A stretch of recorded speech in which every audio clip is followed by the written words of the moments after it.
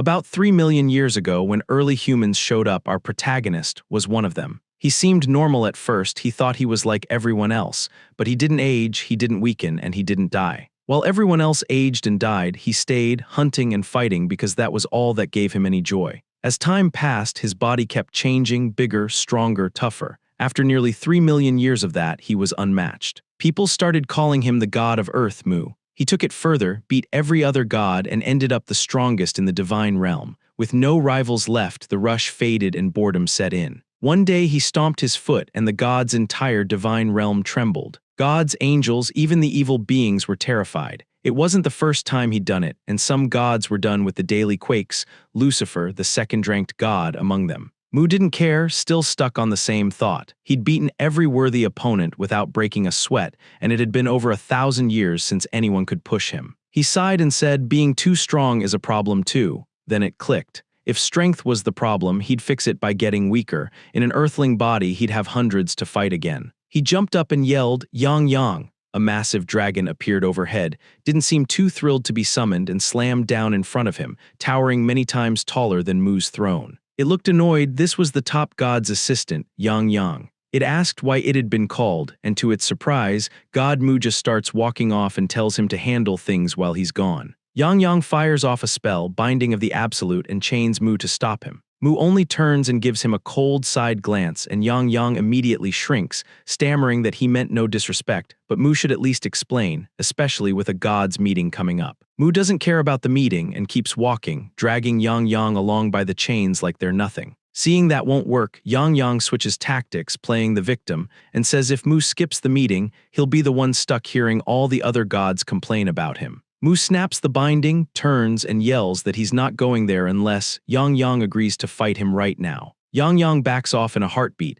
decides the complaints are better than getting shredded, and wishes Mu a quick, safe trip. Mu walks up to a small earth floating nearby and touches it. He needs a body to enter, so he listens in on the messages people are sending to the gods. Most are trivial, but one person flat-out questions his existence. It surprises him at first, then he decides that he is the perfect choice. For the first time in 1,000 years, Mu actually looks excited. He finally has something to do. Yang Yang, not so much. Mood absolutely tanked. Mu pauses like he might explain, then just says goodbye, leaves the place in Yang Yang's hands, and tells him to deal with anyone who shows up. Yang Yang realizes Mu is only sending his soul to Earth and leaving his body behind, and worried, he reminds him that if something happens to the body, the soul on Earth dies too. Mu's already decided, true to his Sigma personality, nobody in the divine realm would dare touch him, so the body will be safe. Yang Yang keeps trying to talk him out of it, but Mu brushes him off and goes anyway. Without warning, we cut away from Mu to someone else entirely who had just beaten the demon lord. The rush felt great, but it was only the ending of an anime. This guy is a 17-year-old loser named Lee Ho. Lee Ho is jealous of an anime's hero who ended up with a bunch of girls.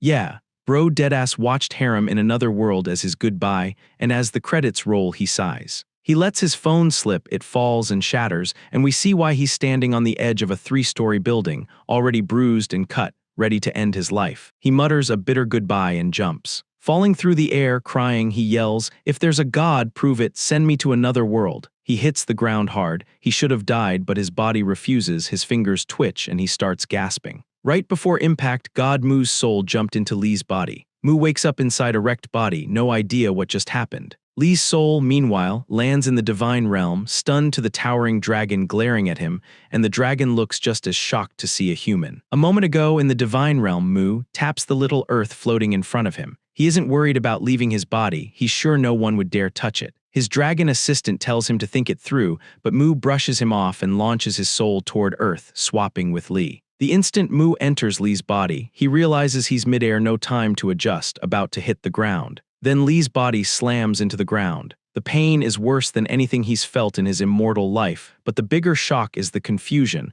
Why did this happen the instant he arrived? His hands shake, then go still as it hits him. He's dying. There's no time to fix anything. But this isn't over. Muscles that work on their own like the heart are called involuntary muscles. Mu spent 3 million years training and knows the human body so well he can control everything, blood vessels, organs, all of it. Because of that, a few seconds after flatlining, he forces his heart to start again. It hurts like hell, but he pushes blood through his vessels, fixes his heart, and stops the bleeding. He slowly gets to his feet, and instead of getting angry, he's weirdly happy. Feeling this much pain tells him he made the right call coming here. Then he digs through Lee's memories to see what kind of life he just took over. He heads to Lee's place, his new base, but walking on those weak, wrecked legs is rough, so he uses his hands to help and moves on them to take pressure off. He finally reaches the house. He goes into the small room, sits on a creaky bed, and reviews what he learned. Lee has one male relative who lives far away, so he's alone, broke, and miserable, and the only thing he does is go to some place called school. What amuses Moo most is a memory of someone at school who seemed to have made bullying him their life's mission,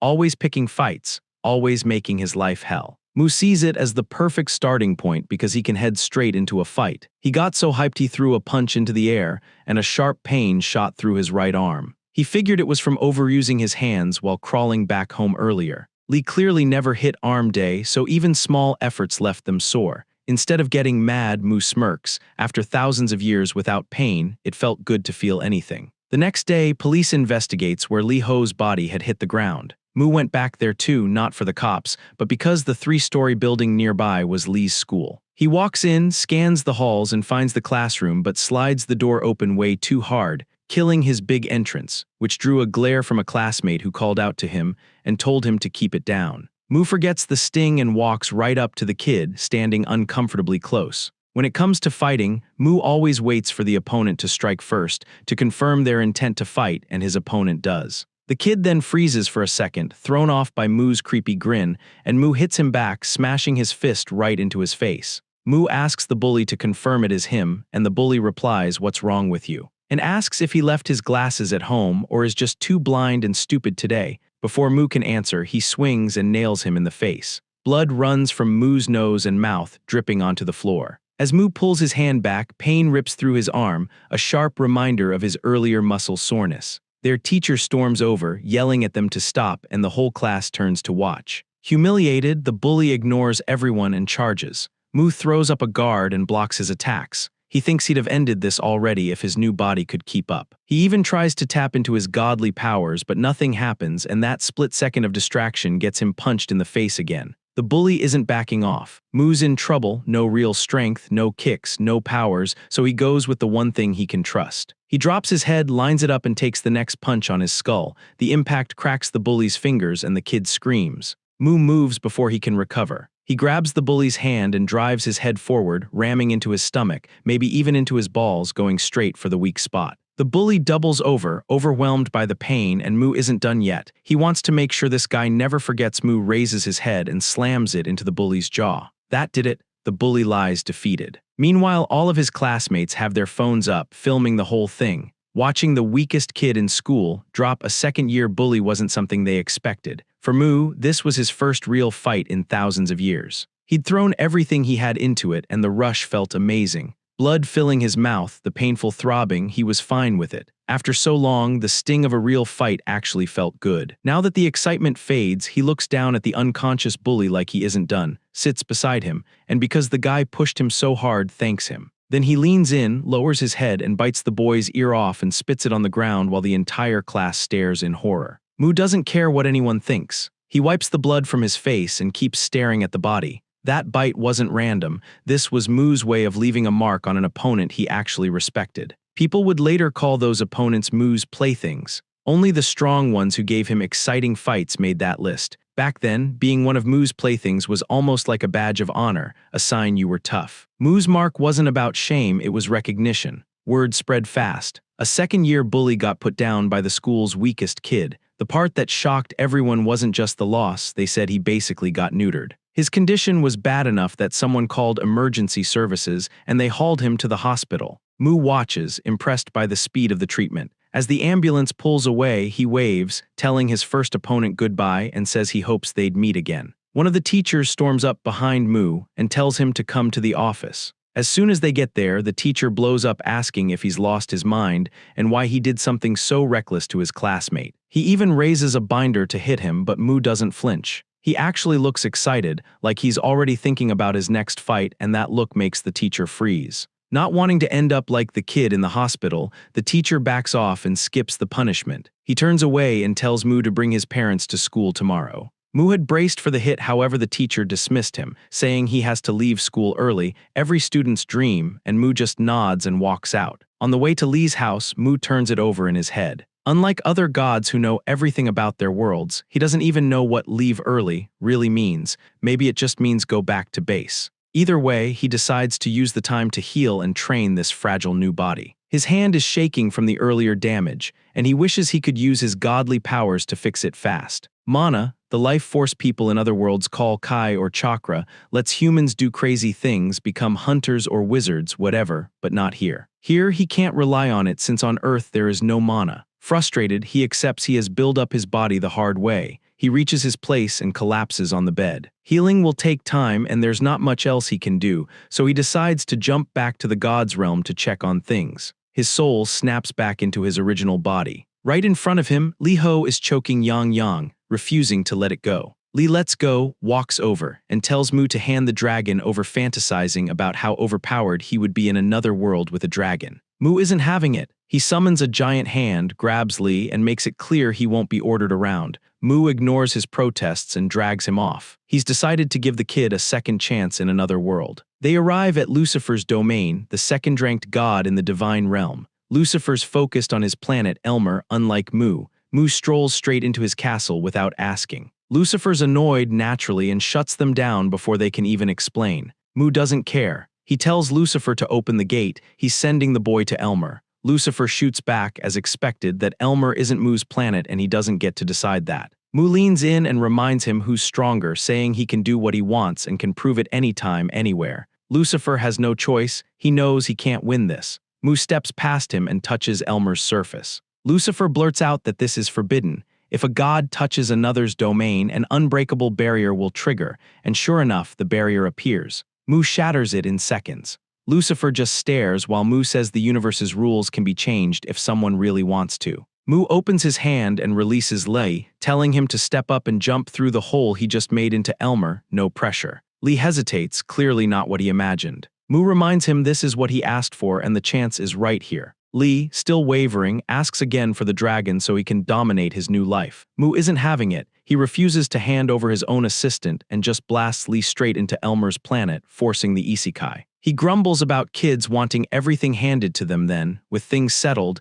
tells Lucifer to look after the kid and heads out. Lucifer, humiliated and boiling, can only dream about tearing Mu apart. His past isn't simple either. He was the first demon lord, the one on top of all life on Elmer's planet. After taking the crown as the strongest, he even challenged the god of his world. At the start of that fight, Lucifer called down a blinding light that turned into a massive sword and charged it at him. The god couldn't handle it and was cut in two on the spot. Lucifer took that god's place, but he still wasn't satisfied. He went to the divine realm, challenged the other gods, and beat them one by one until he claimed the top throne. A demon became the god of gods and everyone respected him. He was glazed by everyone. But it didn't last. Mu showed up, crushed him in front of everyone, and shattered that image in a single day. That day, Lucifer swore he'd get revenge, saying Mu was a human-born low-life. Now, while Mu rides his dragon back toward his domain, he has no idea a demon sent by Lucifer is tracking him from the sky, waiting for a chance to strike. Lucifer's preying on Mu's downfall. Back on Earth, the bully from Li's school wakes up in the hospital, still raging and wanting Li dead. He grabs his phone, hunts through his contacts, and calls someone tougher to finish the job.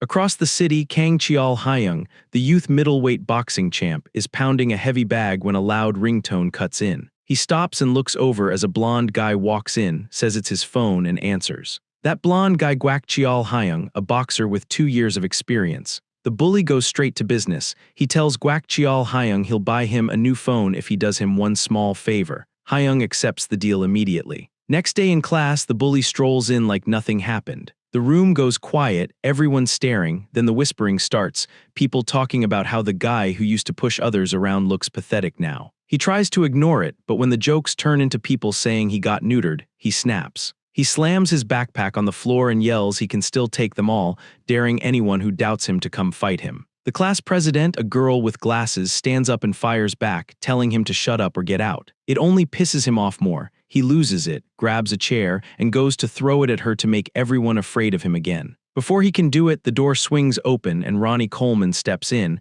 asking what all the noise is about. The bully drops into his seat like nothing happened, fastest sit-down of his life. The teacher looks around, spots the class president still standing and clearly upset, and asks what's going on and why she's out of her seat. She doesn't tell on him. She sits and says it's nothing. Ronnie Coleman lets it slide, but tells her to see him after class, which leaves her wondering why. After school, she meets him like he asked. He says he needs a favor. Since she's the class president and someone he can trust, go check on Lee Ho, who was absent and isn't answering his phone. In return, he'll write her a recommendation letter for senior year. It's framed like a request, but she knows she can't really refuse, so she agrees. At Lee's place, looking like she just wants to get this over with. She goes straight to the door, knocks, and calls out. No answer, she hesitates, then tries the knob and it turns. The door's unlocked, so she steps inside. Lee is lying there in a filthy room with bugs everywhere. He looks lifeless and the shock hits her all at once. She screams. Thinking Lee was dead, she grabbed her phone and called an ambulance because what else was there to do?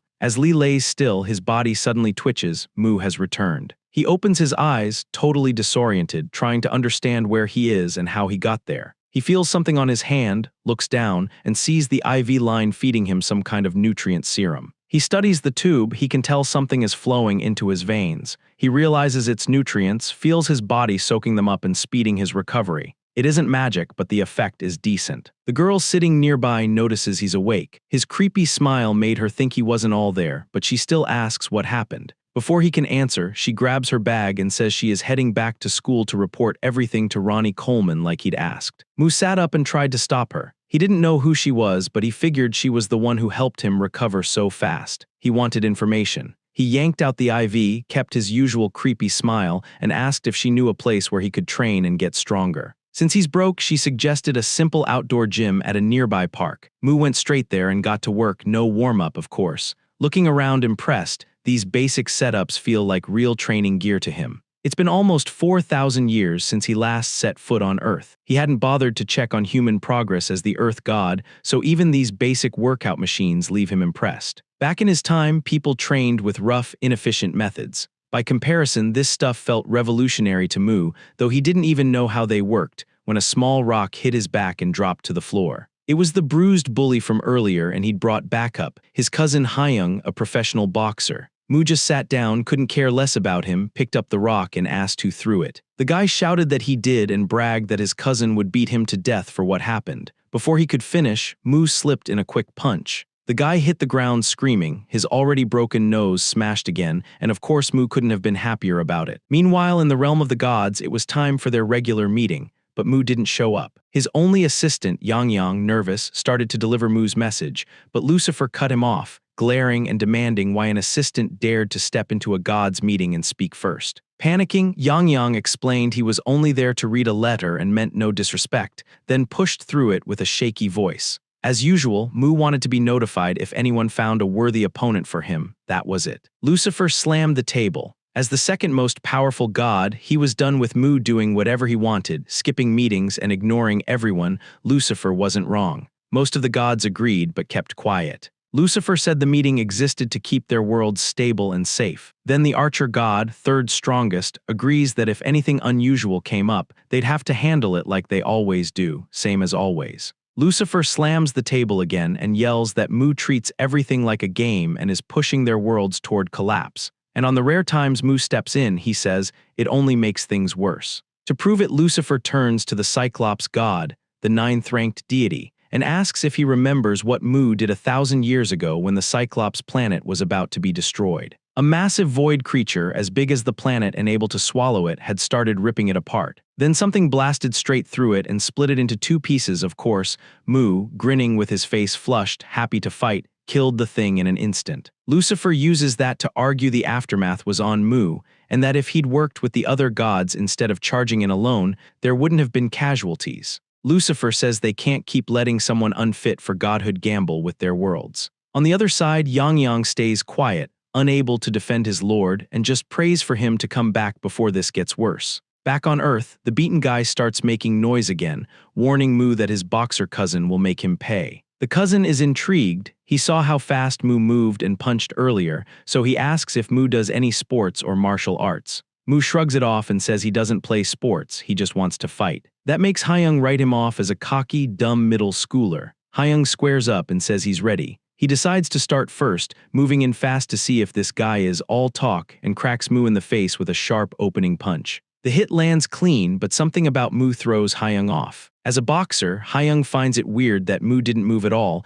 even though he clearly saw the punch coming from the start. Mu never dodges the first hit. Taking it is his way of starting the match. With that unsettling grin, Mu yells, "Is hand-to-hand combat your specialty?" Hyung seems uneasy. Then Mu mirrors Hyung's stance and rushes in. Hyung writes it off as just a dumb copycat move, blocks the punch, and gets shoved back across the floor. He can't believe how much power this skinny twig has, while Mu looks even more hyped. Just before impact, Mu flexed his arm as hard as he could. His arm feels like it's tearing, but he doesn't care. Pain only makes the fight better for him. He couldn't feel that sort of stuff from the creatures he fought in his godly form. He yanks off his belt and wraps it around his fist to protect his hand since this body heals slow. The kid on the sidelines calls it unfair. Neither Mu nor Hyung care about his opinion. Hyung charges back in. He throws a fast barrage left, right, nonstop, trying to overwhelm him. While defending, Mu studies him and sees it, fast and precise but predictable. Mu starts avoiding the shots with ease.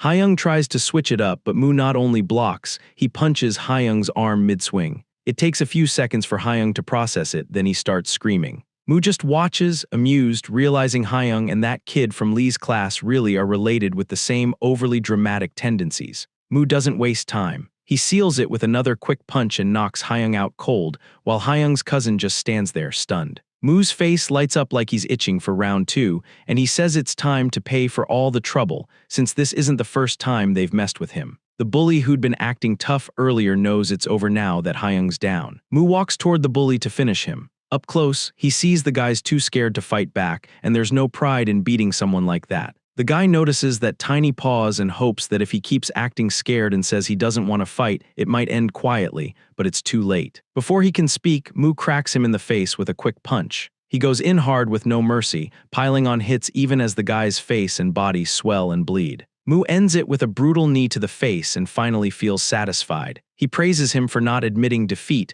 while knowing he never gave him a chance to. With both of them down, he walks off, leaving his mark on the boxer too. The bully lies there muttering his name, calling him a crazy bastard. Mu heads back to his house and feels good. He's getting to fight almost every day. Still, his weak muscles keep acting up. To keep this feeling going, he decides to return to the God realm to pick up what he asked Yang to prepare. But this time nothing happens and Mu just sits there, waiting. A few days earlier at Lucifer's domain. That same day, Mu kept ignoring Lucifer, as we already know, coming and going like he owned the place, not realizing he was pushing Lucifer to his limit. On the way back to his domain, Yang asked how Earth was. Mu said he loved it, but his new body was weak, then told his assistant to find a recovery magic orb so his body on Earth could heal faster. There was just one small problem. Magic items are common on Elmer and a few other worlds under Lucifer because there's plenty of mana there. On Earth, you only get them through divine blessings or whims, so they're insanely rare.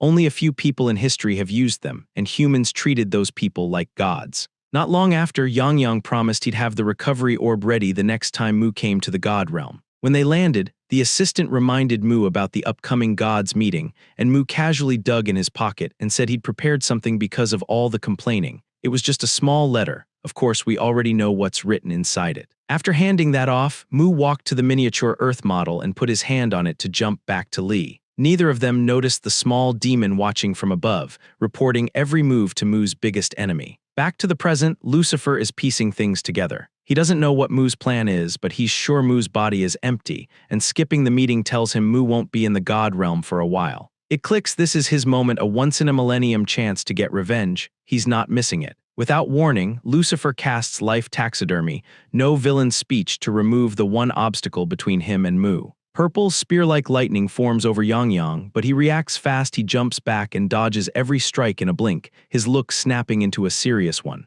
Ready to fight, Yang steps up and demands answers. What's this supposed to be? Lucifer, are you really declaring war on Mu, the god of Earth? Lucifer, confident now that Mu isn't around to interfere, floats up and says he'll personally kick Mu out of the seat of divinity. He knows what that means and doesn't hedge. It's an official declaration of war. Yang doesn't wait. He compresses his fire breath into a tight beam and fires it straight at Lucifer. Lucifer slips past it easily. The blast whips around the god's realm and detonates on the far side with a huge explosion. The archer god throws up a defensive aura to cover the other gods at the meeting. Lucifer doesn't even move or defend. Seeing his first strike did nothing, Yang triggers his ultimate polymorph release. His whole body grows and changes, and he's going all in to protect his master. The archer god sighs and decides she's out, saying this place isn't fit for a proper divine meeting anymore. As the archer god drifts away, Lucifer calls after her and asks whose side she's on. The archer god keeps going and says she's neutral, neither for nor against. Lucifer says he's fine with the archer god staying neutral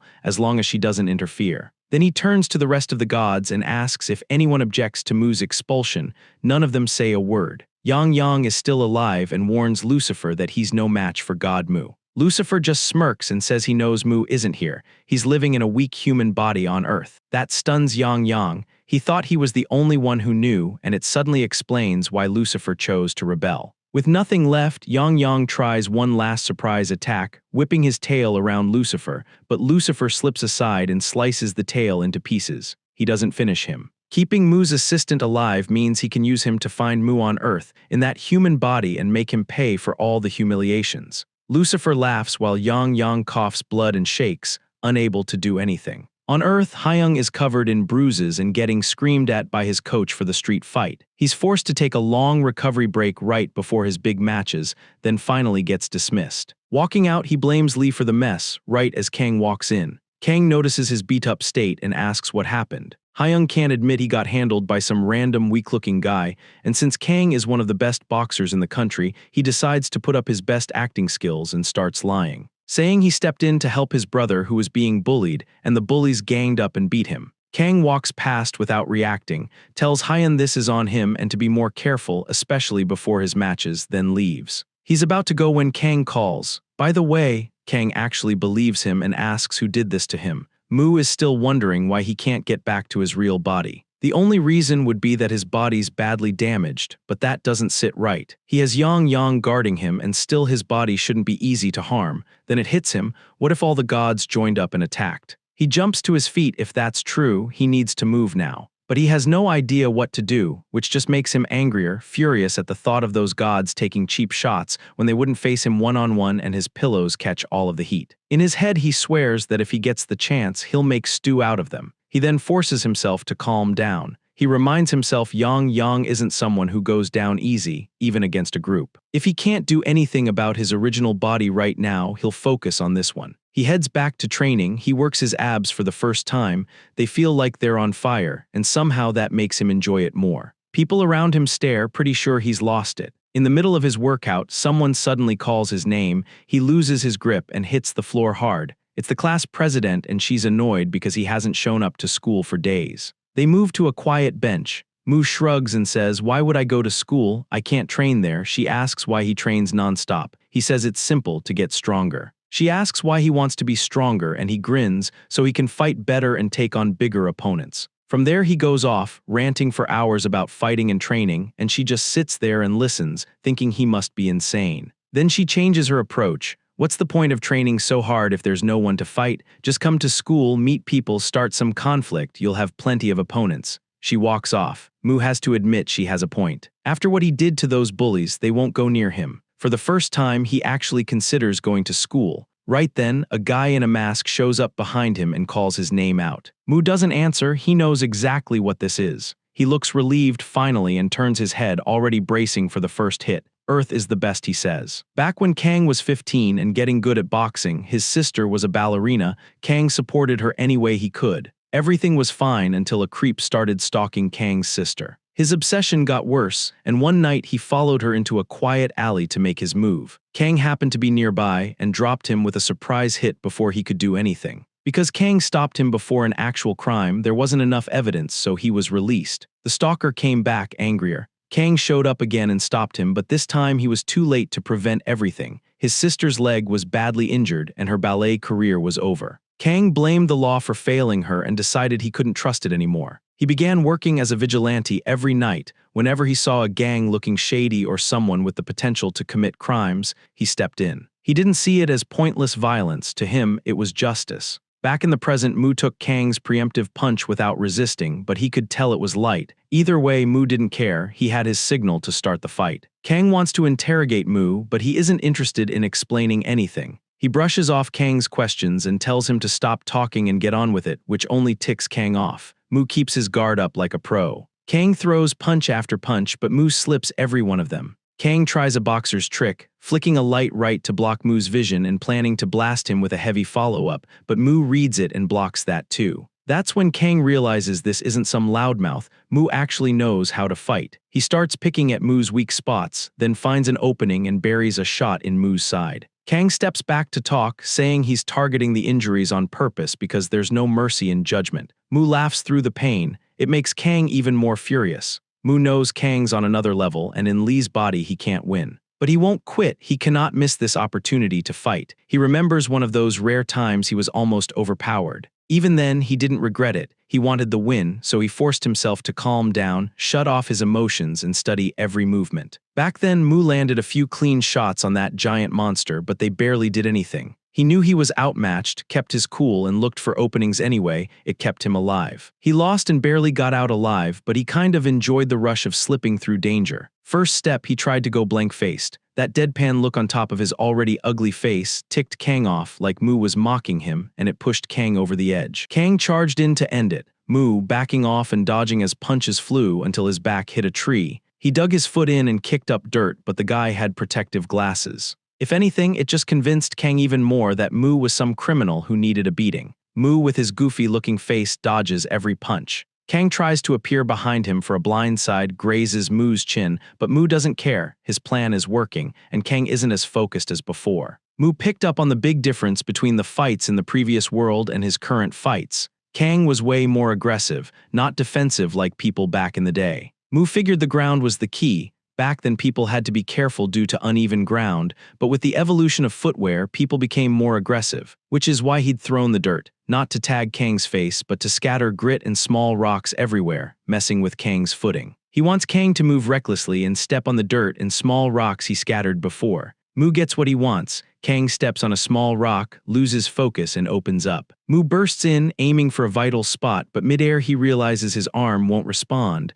after all the blocks he took. He switches and drives his elbow instead, landing a heavy shot. Mu can't help himself and starts mocking him, laughing at how Kang missed. But while he's busy trash-talking, Kang swings his weapon and crushes Mu's leg, dropping Mu to his knees. Kang decides he'll make Mu unable to ever laugh again. Right before the hit, Mu knows he's lost. He closes his eyes and braces, wondering if after almost 4,000 years he's really about to taste failure again. Just then something flies in and smacks Kang in the face. Kang looks around for the attacker, then hears a voice calling Master and getting closer. He can't risk being seen. He throws on his sweatshirt, pulls up the hood, and sprints before anyone shows up. As he disappears, a small lizard-like creature steps out and calls. Mu looks over and sees it. This little monster is calling to him. He recognizes it. Lucifer took Mu's godly body and sealed it inside an unbreakable barrier so Mu's soul can't return. However, there was one small problem. He couldn't just walk into Earth to finish the job. The only way was to get Yang to reveal how to reach Mu's planet. He promised that if he helped him get to Earth and take out Mu, he'd make the dragon the new god of Earth. Yang just whispers so quietly Lucifer can't hear. Annoyed, Lucifer tells him to speak up. Yang finally talks, points at the barrier around Mu's body, and asks if it can also stop attacks. Thinking he wants to rescue Mu, Lucifer brags that nothing can get through, calls it invincible, and tells him to give up and join him. Then the place starts getting brighter. Lucifer turns and sees Yang's body glowing with energy. Yang yells that he's going to self-destruct. Before Lucifer can react, the castle blows apart. The blast is so huge it burns an entire side of the god's realm. Yang used all of his strength on that one hit and shrinks back to his weakest form, then bolts, knowing the only safe place left is back with his master on Earth. But Lucifer isn't letting him go. He bursts out of the dust, furious charges after him. Before Yang could get away, Lucifer summoned a magical spear and hurled it with everything he had. The spear barely missed, and the Yang leaped onto the miniature Earth, popping out in Earth's sky. Turns out fate dropped him right onto Kang's face.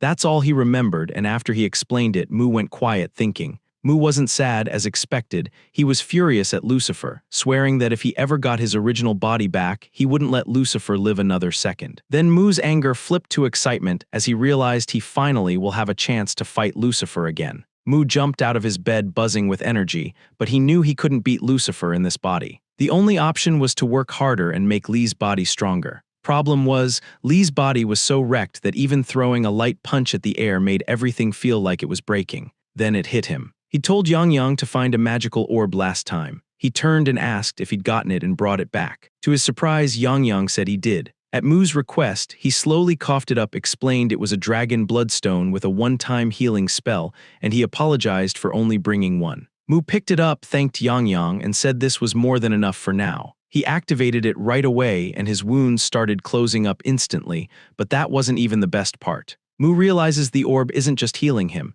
His muscles feel sharper, more responsive, almost sensitive in a way they weren't before. It's got a body enhancement spell mixed in. Seeing Mu's reaction, Yang admits he put extra work into it and infused his own magic into the dragon bloodstone, very handmade, very proud. Mu thanks him, then looks at the leftover bit of the orb and figures not all the power was used up, since it hit a weak human body. He hands the piece to the little lizard and tells him he can use it. Yang says he'll save it for Mu in an emergency and carefully tucks it back into the stomach pocket. Cut to a yellow lizard. It's the favorite pet of the girl from earlier. She treats it like a close friend and even wishes it could talk so they'd never be bored. She puts it back in its home and heads out to school. The beaten-up bully from before sits quietly with glasses on, focused on his studies. The pain from facing Mu seems to have straightened him out. Instead of causing trouble, he's prepping for exams. Mu makes his usual entrance and asks if he wants another round. Before the guy can answer, the president girl shows up behind him, acting all surprised that Mu actually came to school after being gone so long.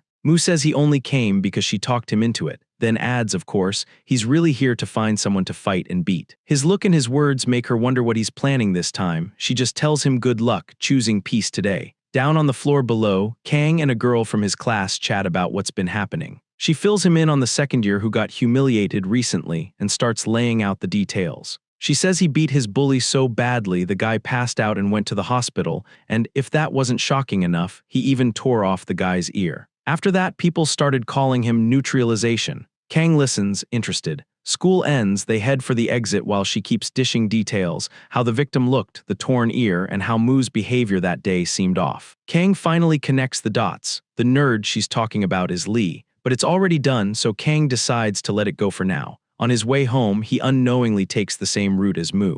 Mu's annoyed that the day was so boring. Everyone was glued to notebooks or phones, no fights, nothing confirmed. Then he spots Kang walking with the girl. Because Kang wore glasses and a mask yesterday, Mu doesn't recognize him right away, but the shape of his muscles set off alarms. In a snap, he's sure and, of course, yells, "It's that guy from yesterday." The shout makes Kang turn. He sees Mu charging at him with a wild look and he bolts, sprinting away and leaving his waifu behind. He can't believe Mu recognized him despite wearing glasses and a mask, but either way, he can't get caught and risk this maniac reporting him. Kang suddenly cuts into a side alley. Mu follows, but when he turns the corner, Kang's gone. Yang pops out of Mu's shirt and asks if that was the same person. Wanting to help track down the rude human, he asks to sniff him out using the strong scent he picked up when Kang hit him the day before. Mu says go for it and Yang gets to work. Right then, someone steps in front of him, he almost gets stepped on. He looks up and surprise, it's the class president from Lee's class. She stares wide-eyed, then breaks into a blushy smile. She is hooked at first glance. Yang doesn't know who she is, and he tells her to move so he can keep working, but she ignores him and scoops him up. He squirms and snaps at her, warning her not to mess with him,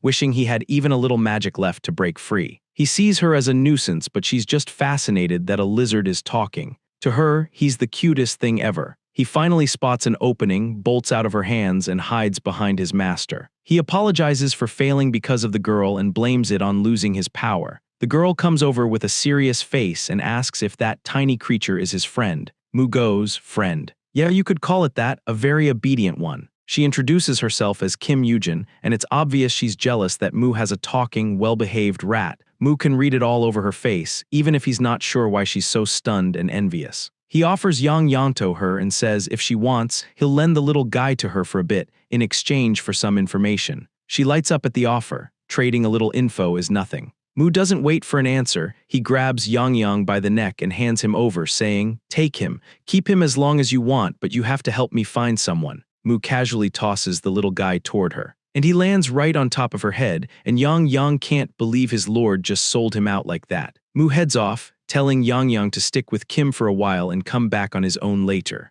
Yang Yang tries to ask where his master is going without him, and Mu tells him he is going to the Sansujang at Kim's house. Yang Yang is, well, a little awkward. He sighs, introduces himself, and offers a tiny handshake. "Trying to keep it professional, by my master's orders, you'll be working with me from now on." Kim is thrown by the tiny lizard, but the way he talks makes her heart skip for a second. "By your master, do you mean Li Ho?" She says she's willing to cooperate, then grins and adds, "By the way, I'm the president of my class." Yang Yang asks, "What's a president?" Kim explains, "Basically the class leader, and I'm ranked first in my grade." He realizes that's why his master picked her. She must be strong. "Wait, so Lord Li Ho isn't the leader of your class?" Kim pauses, thinks it over, and says, "Li Ho, he's not even average. Honestly, he's near the bottom in everything." Yang Yang freezes, stunned. Then the tiny lizard blurts out in disbelief, sweating and flustered. He can't believe it, but he insists his master is the strongest in the world, stronger than any god. He puffs himself up, telling her to do everything she can to make his master even stronger. Kim takes it as the little lizard's wild imagination and sweet talk about his master, and she agrees to help, but only if he visits her often. He'd already planned to use Kim to get information about what's happening on Earth. He agrees without hesitation, and they make a deal. As a loyal servant, he's ready to do anything to help his master take back the title of the strongest. Meanwhile, Mu is training with his newly strengthened body. As the sun sets, he jumps down, looks himself over, and feels good. He recovered faster than he hoped, and his strength has substantially increased. He throws a random punch, this time at an iron rod, and the result satisfies him. For the first time, his hand doesn't even hurt. He grins, then the smile fades as he came out here hoping to run into Kang. He decides to head back, figuring he'll have a better shot at seeing Kang at school soon. Mu's sweat reeks, and while luckily no one's nearby to catch a whiff, by the time he wanders into Kim's neighborhood, the smell is strong enough to hit Yang Yang's sharp senses. The little lizard is at the girl's PC, then Dragon's senses kick in. He knows that smell. He jumps down, waves, and yells, "That's it for today," as he bolts out, bounding over rooftops and walls like an excited dog, following the trail straight to Mu. He lands on Mu's shoulder. Mu looks surprised as Yang Yang greets him and proudly says he finished what he thought was his mission. Yang Yang babbles that he even found a royal assistant who swore loyalty to Mu, and he's so hyped that Mu misses what's happening a few steps away. Then the lizard smells someone he'd chased earlier. He points it out, and he's right. It's Kang in the shadows, acting like Batman. The bike thief doesn't apologize. He threatens Kang, saying he'll send someone after him if Kang doesn't let him go. That just tells Kang he picked the right target, so he doubles down until that sense of danger makes Kang turn. As they face off, everything's tense except Yang Yang, who's facing the other way, insisting they're going the wrong direction. He keeps pointing at a restaurant, telling Mu to head that way, but Mu ignores him and focuses on Kang. They lock eyes. Mu looks dead set. Kang looks unsure. Mu starts closing the distance, slow and deliberate. Kang tries to explain there's a misunderstanding and tells Mu not to attack, but Mu doesn't listen, ready to swing. Kang realizes he has to defend himself and squares up. He'd beaten Mu before, and he hesitates now because he knows Mu isn't the kind of guy who deserves a beating like he once thought. But then nothing happens. Mu had been faking an opening attack to bait Kang into striking first, and Kang didn't bite. The thief who'd been watching, meanwhile, seizes the opportunity, snatching Kang's weapon. He rushes at Kang. Kang slips aside at the last second, turning his head and stepping out of the path, then sees the weapon headed straight for Mu. Mu takes the strike. He could have dodged or blocked, but he didn't, which told him everything he needed. Mu hits back right away, a hard kick to the thief's stomach, popping the weapon into the air, and Mu caught it before it hit the ground. Mu isn't done. He keeps pounding him, sometimes using Kang's weapon until the thief collapses. That satisfied grin fades fast. Mu realizes these one-sided beatdowns aren't fun. There's no challenge. He thinks back to when he first hit Earth, fighting Lee's bully and Hyung. Those were real matches. He decides the only opponent that matters right now is Kang, not this ugly guy. He looks around, but Kang's gone. A moment ago, Kang rushed off, while wondering how that crazy guy Mu keeps finding him. Meanwhile, he didn't spot Yang Yang across the street, accidentally kicked the little guy while running off, sending it flying. A little later, Kang gets home. He steps in, flicks his shoes off, and can't stop replaying Mu's freaky face, always ready to scrap with anyone. His sister comes in right then, teasing as she yells,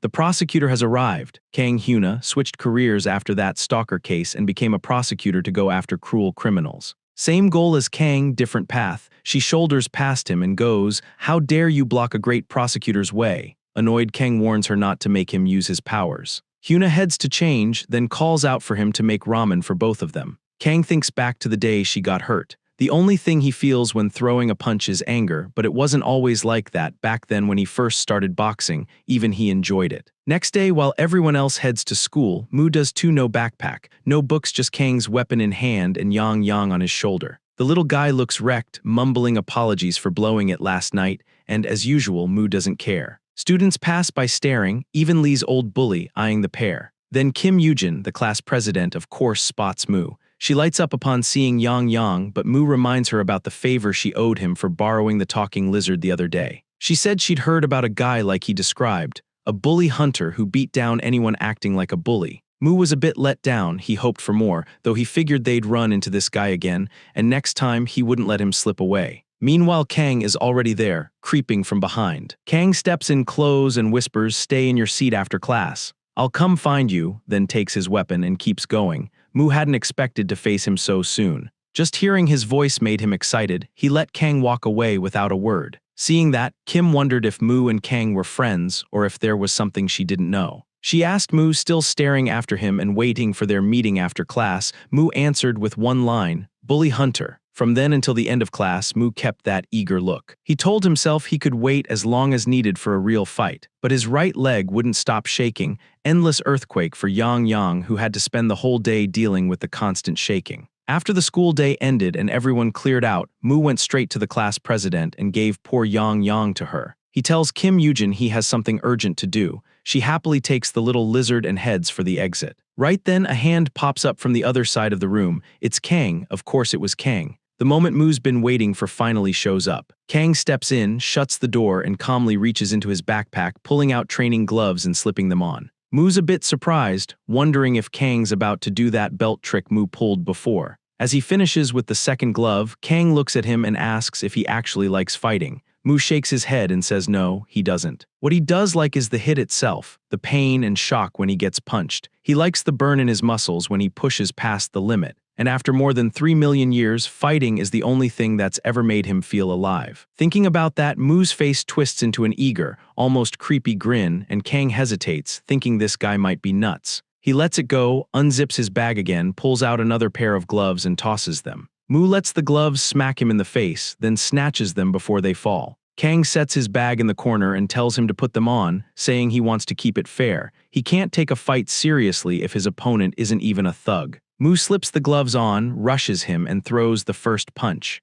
Kang blocks and slips it, a little annoyed that Mu didn't even let him finish what he was going to say. He reminds himself he came here for a fight, so no point getting mad. After they trade a bunch of punches and blocks, both of them step back for a while. Kang uses that pause to reset, drawing on his pro boxing experience. He tells himself to relax, keep his body loose, and focus on control, not just power. Mu rushes in again. This time Kang's ready. He blocks clean without taking a hit, then cracks Mu on the jaw twice. Kang glances at his hand, feeling satisfaction. The power and accuracy surprise him, so he runs the same motion again on Mu like he's testing it. Loosen the muscles, rotate through the body, send it through the fist and even the fingers, drive it straight into the target. Now Kang looks fired up, eager to give Mu some painful, practical boxing lessons. Mu's impressed too, but instead of backing off, he gets even more excited. This is exactly what he wanted. On the third floor, a red-haired guy is dozing during night self-study when he suddenly starts trembling like he's having a nightmare, then jerks awake, confused about where he is. He spots a not-so-friendly note on his desk calling him out for always sleeping in class, shade in handwriting. He doesn't bother figuring out who left it,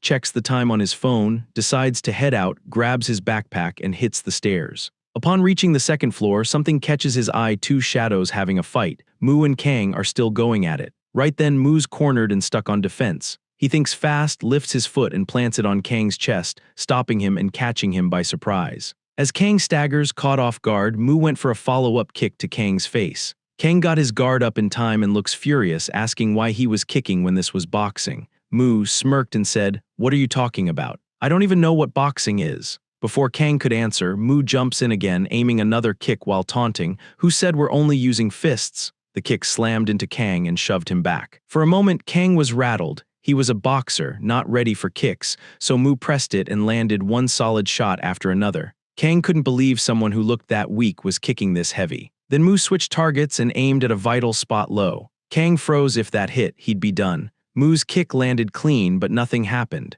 Mu jumped back and put space between them, wearing a smug smile like he'd pulled his punch. In reality, he'd gone all out, but the physical boost from Yang had already faded. The second he realized it, he panicked. Without that power, he knew he couldn't beat Kang. Kang, still a bit shocked, sensed something was off. Mu wasn't the type to show mercy, so why didn't he finish it? Then Kang smirked and went, "Don't tell me you just lost your strength." He figured Mu was just exhausted. Mu kept a straight face, acting like Kang was wrong, but Kang had already convinced himself and started laughing. Mu looked stuck, like he didn't know how to keep this fight going. Behind the classroom door, the red-haired guy had been watching. The awkward fight and the weird laughing, like it was some comedy show, turned him off so much he just walked away, not interested in their silly fight, calling it disgusting. As Mu decides to play on defense, Kang sees his chance and rushes in to take advantage. Kang shot for a vital spot Mu had left open. Mu's knee didn't save him. One hit sent him spinning, handing Kang a clean opening. He smashed a heavy punch into Mu's head, launching him back. Mu hit the wall and slumped, and it hit him.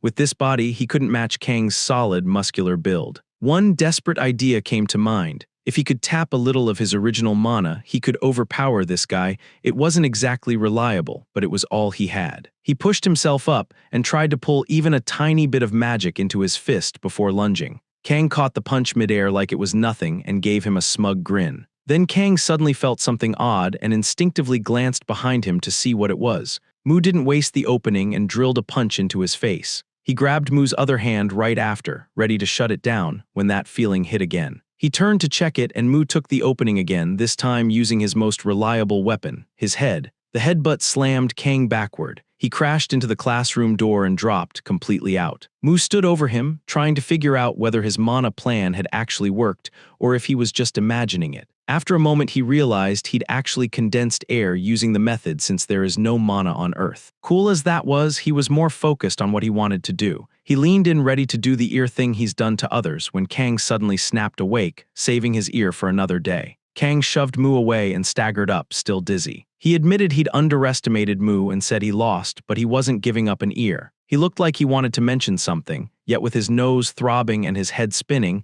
he couldn't string a sentence together, so he muttered an excuse and belayed fast. Watching him go, Mu looked disappointed. Adding Kang to his list of playthings wasn't happening today. A while later at Kim Yujin's place, Yang is about to depart with a bag twice his size, already sweating. On the way home, he spotted Kang in the distance, woozy and holding his busted face. He recognized him instantly, the guy who'd kicked him earlier for no reason, so he dropped the bag and launched, aiming a headbutt just like his master had done. But Kang, even dazed, saw him at the last second and swung, smacking the poor lizard midair. For a moment, Kang just stood there, startled and confused, not even recognizing what hit him and wondering what kind of dog just attacked. He turned away, hurrying home to rest. As soon as he disappeared, Mu stepped up to Yang's crumpled body, staring down at him. The next morning, Mu is back on the street heading to school, this time in a brand new uniform with Yang riding in his new backpack. The little guy carried the clothes in his backpack and asks how Mu likes them. He even bragged that Kim Yujin, Yang's subordinate as he calls her,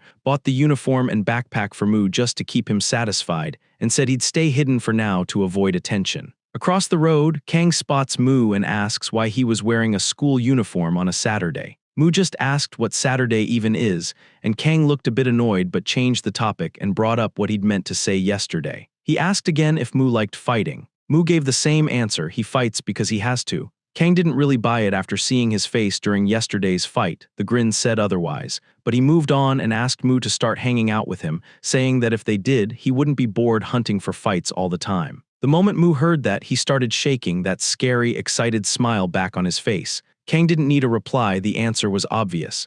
Then Mu blurted, "Take me somewhere I can fight right now." Kang then said he didn't mean now, he meant another time. From inside the bag, the Yang kept watch, plotting how to get his revenge for losing to Kang twice. It's Friday morning at Jairōgi High, not Mu's school. A student stands guard at the restroom door blocking everyone. Inside, a big guy asks another student about how much he'd made. It was the same thief Mu beat up the other day. Shaking, the kid pulled out some cash and said it was only 20,000 won. The big, introduced as Yangzhou, blew up, saying it wasn't close to what he asked for. The thief complained that Kang got in the way and he could have made more by selling the bike. Hearing Kang's name, Yangzhou lost his cool, punched the wall, and ordered the guy to call everyone. On a Saturday evening, Mu and Kang are walking together. Kang thanks Mu and admits he used to fight in blind rage. After meeting Mu, he realized he could enjoy fighting. Mu told him then to fight him now instead of wasting time looking for random weaklings to beat up. Kang said he wasn't going to fight Mu now,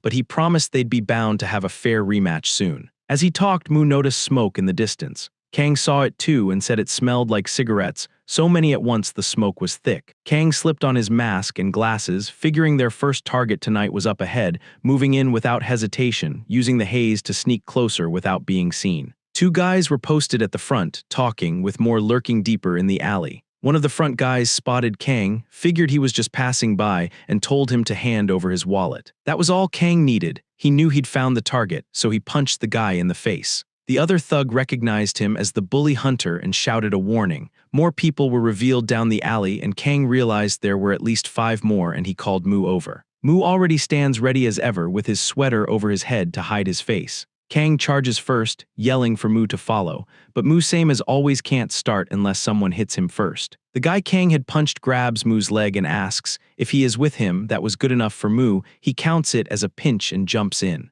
A few minutes later, all the thugs are down. Mu is annoyed at how weak they were, noting their below-average respiratory systems. Kang then spots a small bag, picks it up, and gives it back to the victim, the red-haired girl from his school he likes. Before Kang could say anything, more guys showed up. The gang was here because one thug managed to message they'd spotted Kang, and they are here to punish Kang for messing with their so-called work. Kang decides it's time to get serious and pulls out his weapon. Mu's look flips to excitement when he realizes the fight isn't over. The real fun was just about to begin, a full-on brawl, his favorite kind of fight. Mu blasts through the group, dropping them one after another, then a heavy slap cracks across his face. It's Yangzhou, of course. With one clean hit, he sends Mu to the ground. Then he asks why there are 2 Kangs. Right next to the fight, the red-haired guy happens to pass by, muttering why no one answered his calls. He hears the noise and goes to look, sees the brawl, and the same disgust hits him, wondering if they have that much time to be fighting all the time. He's about to walk off, then spots the girl cornered and Kang standing in front of her to protect her. His name is Heejun, and his dad was an MMA champion, a guy he idolized, the strongest person he knew. But then his dad started using drugs to get stronger,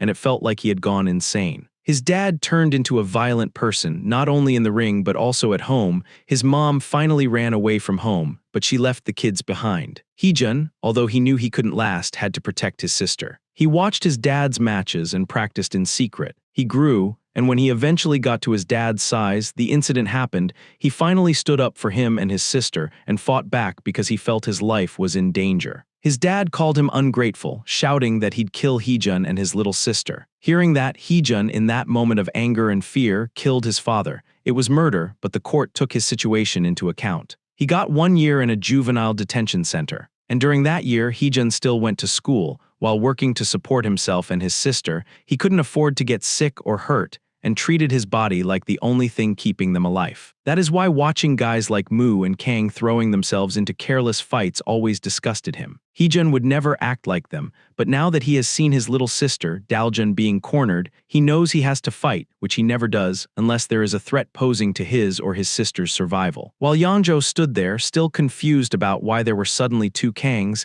he didn't notice Heejun coming up behind him. Heejun comes out of nowhere and hits a weak spot, making Yangzhou drop to his knees. Heejun then grabs his head with one hand and slams him into the ground, putting the big guy down. While Yang keeps yelling for his master to wake up, Heejun steps on him, while getting by as fast as he could to reach his sister. Poor Yang doesn't even do anything and still always ends up beaten. Kang notices Heejun, dropping the bullies like they are nothing. With only 2 thugs left before they can react, Heejun grabs their faces and smashes them into the walls. Then he stops in front of Kang, staring him down, and says they'd crossed a line. Panicking, Kang starts to explain why he was there, but when Daljun yelled for her brother, Kang turned around, surprised because he didn't know she had a brother. Before Kang could process it, Heejun moved in. Just in time, Kang's reflexes kick in and he counters. Heejun slips past it, and instead of striking, just plants a hand on Kang, shoving him back. Heejun grabs Daljun's hand, telling her to run with him, and then they take off. She drops her wallet without noticing, and as they run, Yangjo stands there, blocking the alley exit, looking absolutely furious. Yangjo yelled, demanding to know who Heejun was and why he'd shown up, asking if that bastard is the third Kang. Heejun, not stopping for a chat, gets ready to force his way through, but before he can, out of nowhere, Yangjo gets punched in the face. It is Mu, back on his feet, itching for the fight. Heejun wonders who he is, but more importantly, he uses the opening to pull his sister out of there. While Mu is laughing, Kang snaps at him, asking why he exposed his face. Yangjo, meanwhile, is struggling to stand back up and searching for where that second punch came from, just in time to see them already running off. A while later, Kang sketched Yangjo and told Mu who the guy was and what they should do next. He said Yangjo was one of the 3 most infamous delinquents around. Together, they were called Godori, each one the top bully at their schools. Kang explains the situation further, noting that they have only recently started acting up. From what he'd seen, Kang said Yangjo was the key, which is why he acted like the leader back there. But even after all that, Mu still looks lost and asks Kang to explain what he is even yapping about. Kang snaps, asking if Mu even had a brain or if it was just for decoration. That's when Yang pops out of his hiding spot, not willing to endure the insults any longer. He yells at Kang and even calls him a bastard, demanding how he dared to be so rude to God Mu. Kang just looks shocked. He has no idea what a talking frog is suddenly doing here. Mu introduces Yang as his assistant or maybe a friend. Kang starts getting suspicious about Mu. He doesn't know even basic knowledge like the names of the days of the week, and now he's adding a walking, talking frog as his assistant. Mu is actually impressed that a human like Kang figured out he isn't human. They talk over each other. Kang asks if Mu's an alien, and Mu says he's a god. Kang says he doesn't look like a god, more like an idiot, and Mu immediately asks what alien even means. All this is happening in President Kim's house. She's wondering why they're even there, then her annoyance fades fast at the sight of Yang playing with her phone. Kang keeps it simple for Mu. The target is the big guy who slapped Mu and dropped him before Mu got a punch in, and just thinking about what happened back then makes Kang furious. Mu finally gets who they're after. He's happy he had a real fight, the unique experience of the difference in weight class after such a long time. Mu gets fired up at the idea of facing someone like that, but he knows his current body doesn't cut it. Kang agrees, says Mu tires out quickly, and tells him to come to his gym. Mu turns it down, saying he needs something more varied, more intense, and rougher. Yang, who's been playing with Kim's phone, found something, an underground arena with an undefeated fighter on a 13-win streak who puts people down in seconds. The girl streaming asks if anyone dares to face that fighter and says the winner gets 1 million won. Mu and Kang watch closely, then Kang recognizes the fighter and says he's with the Godori gang. That's all Mu needs. He sets his plan. Use this as training, beat Yangjo, then take down the Godori gang one by one. Meanwhile, in the Divine Realm, a powerful magical attack slams into the Earth God's domain. It's Lucifer, throwing everything at breaking Earth's barrier to get at Mu. As the dust clears around the small Earth, he stares, only to see the mini Earth with not even a scratch. He can't stand it, remembering how Mu broke the barrier of Lucifer's own planet with ease makes him furious. Yangjo is just as mad. He kicks and punches a door, angry at our boy and Kang, while someone is trapped inside of the bathroom wondering if it's that urgent. Yangjo walks out of restroom, getting worked up by neither getting money nor catching Kang. The same small guy from before tries to cheer him up and shows him Daljun's wallet she dropped earlier. Yangjo snatches it and shakes it, and a few measly coins clatter out, and he just loses it, thinking the little thief's mocking him with pocket change. Her student ID that falls too. He picks up the card, then grins, realizing he can use this. The next morning, Mu and Yang are outside, and Yang guides Mu through the streets. They're heading for the arena. Yang lets out a fart, and while the guy and his ugly dog jog beside them, the second it hits the dog's nose, it snaps. It lunges straight at Yang and bites him in the ass, then backs of. The dog calms down. Yang is left sore, and they break apart with both of them throwing angry glares. Yang decides the lowly creature, as he calls him, is just crazy, promising he'll get his payback once he gets his magic back. A while later, they finally reach their destination. The little girl from the video is at a table, going through applicants and either approving or turning them away. When it's Mu's turn, she spots his school uniform right away, even recognizes which school it is, and asks if she's right. Before he can answer, Dragon Yang whispers for him to just say yes. She moves on and asks what kind of fighting experience qualifies him for the arena. Mu doesn't get what she means at first, so she explains, boxing, wrestling, martial arts, even street fighting all count. He pauses and starts counting with Yang, helping him do the math. Mu blurts out that he has about 3 million years of fighting experience. The people in line crack up, but the girl running registrations actually likes his answer, passes him, and asks for the entry fee, 50,000. Yang pulls out the cash. He'd used Kim's trust to swipe her wallet. Problem is, they only brought about 46,000, 4,000 short. The girl seems to like Mu and lets it slide. As he walks off, something makes him stop. There's a big guy in a green hat and jacket leaning on a post, and Mu stares for a few seconds. Serious build, defined muscles, clearly someone who trains. He hasn't seen the face yet, but he thinks this might be the goatery guy Kang mentioned. A few minutes later, right as the event is about to start, it's not a guy at all. It's a girl, or at least someone who looks a lot like one. The little streamer girl kicks things off by introducing the undefeated champion, while everyone else forms a wide circle around them. Whistle go, 13 wins in a row. Then Mu steps right into the middle like it's a straight one-on-one. He usually waits for the other guy to swing first, but not this time. Figuring standing in the center means both sides are ready. Before he can move, the host runs over and stops him. She pulls a paper from her pocket and tells him there are rules. This isn't a street brawl. He can't just jump the champion. It's a tournament, didn't he watch the broadcast? Mu backs off and goes along with it. Some while later, it's finally his turn. His opponent turns out to be the same guy whose dog went after Yang earlier. The host introduces Mu as a self-proclaimed fighter with 3 million years of experience, then introduces the other guy as a Chinese martial arts master. Yang watches from a distance, looking around as he hears people placing bets on the fight. Meanwhile, non-stop barking gets his attention. The dog looks familiar, and he realizes it's the same one that bit his butt on the way here. Fired up, he launches out of his bag with a huge jump that makes people look up, then lands near Mu.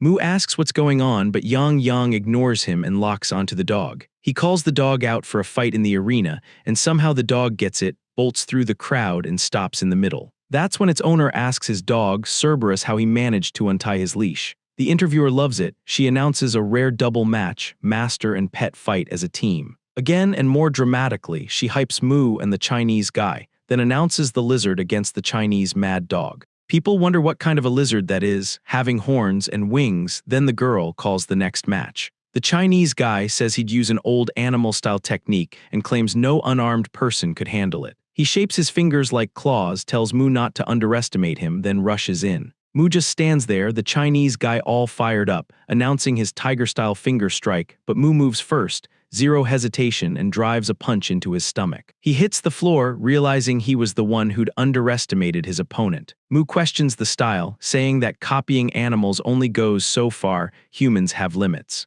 The boy pushes himself up, fighting the pain, and realizes Mu isn't some regular kid. He feels like a concrete wall. Refusing to quit, he decides to use the move his master told him never to use on people. He drops his hands to the ground and Mu just stares, wondering what this guy is trying to do. Meanwhile, most eyes are on Yang and the dog. Yang is drained and trying to figure out how to handle this crazy dog. He sucks at hand-to-hand combat, but the dog gives him no rest and charges in. Right before reaching Yang, the Chihuahua stops, pulls a ninja-style trick that looks like Killua's rhythm echo. The crowd is stunned, especially the streamer girl, wondering if the dog is part of the Zoldyck family. Yang suddenly has 3 dogs in his face. He guesses the one in the middle, but the real one was on the left. He slipped in and bit Yang's neck. The scene cuts to the owner in a 4-legged stance, then blasts forward while Mu stays calm. People in the crowd laugh at the weird technique. His master is there too, as a spirit, a tear running down his cheek as he told the guy to not use that move on people,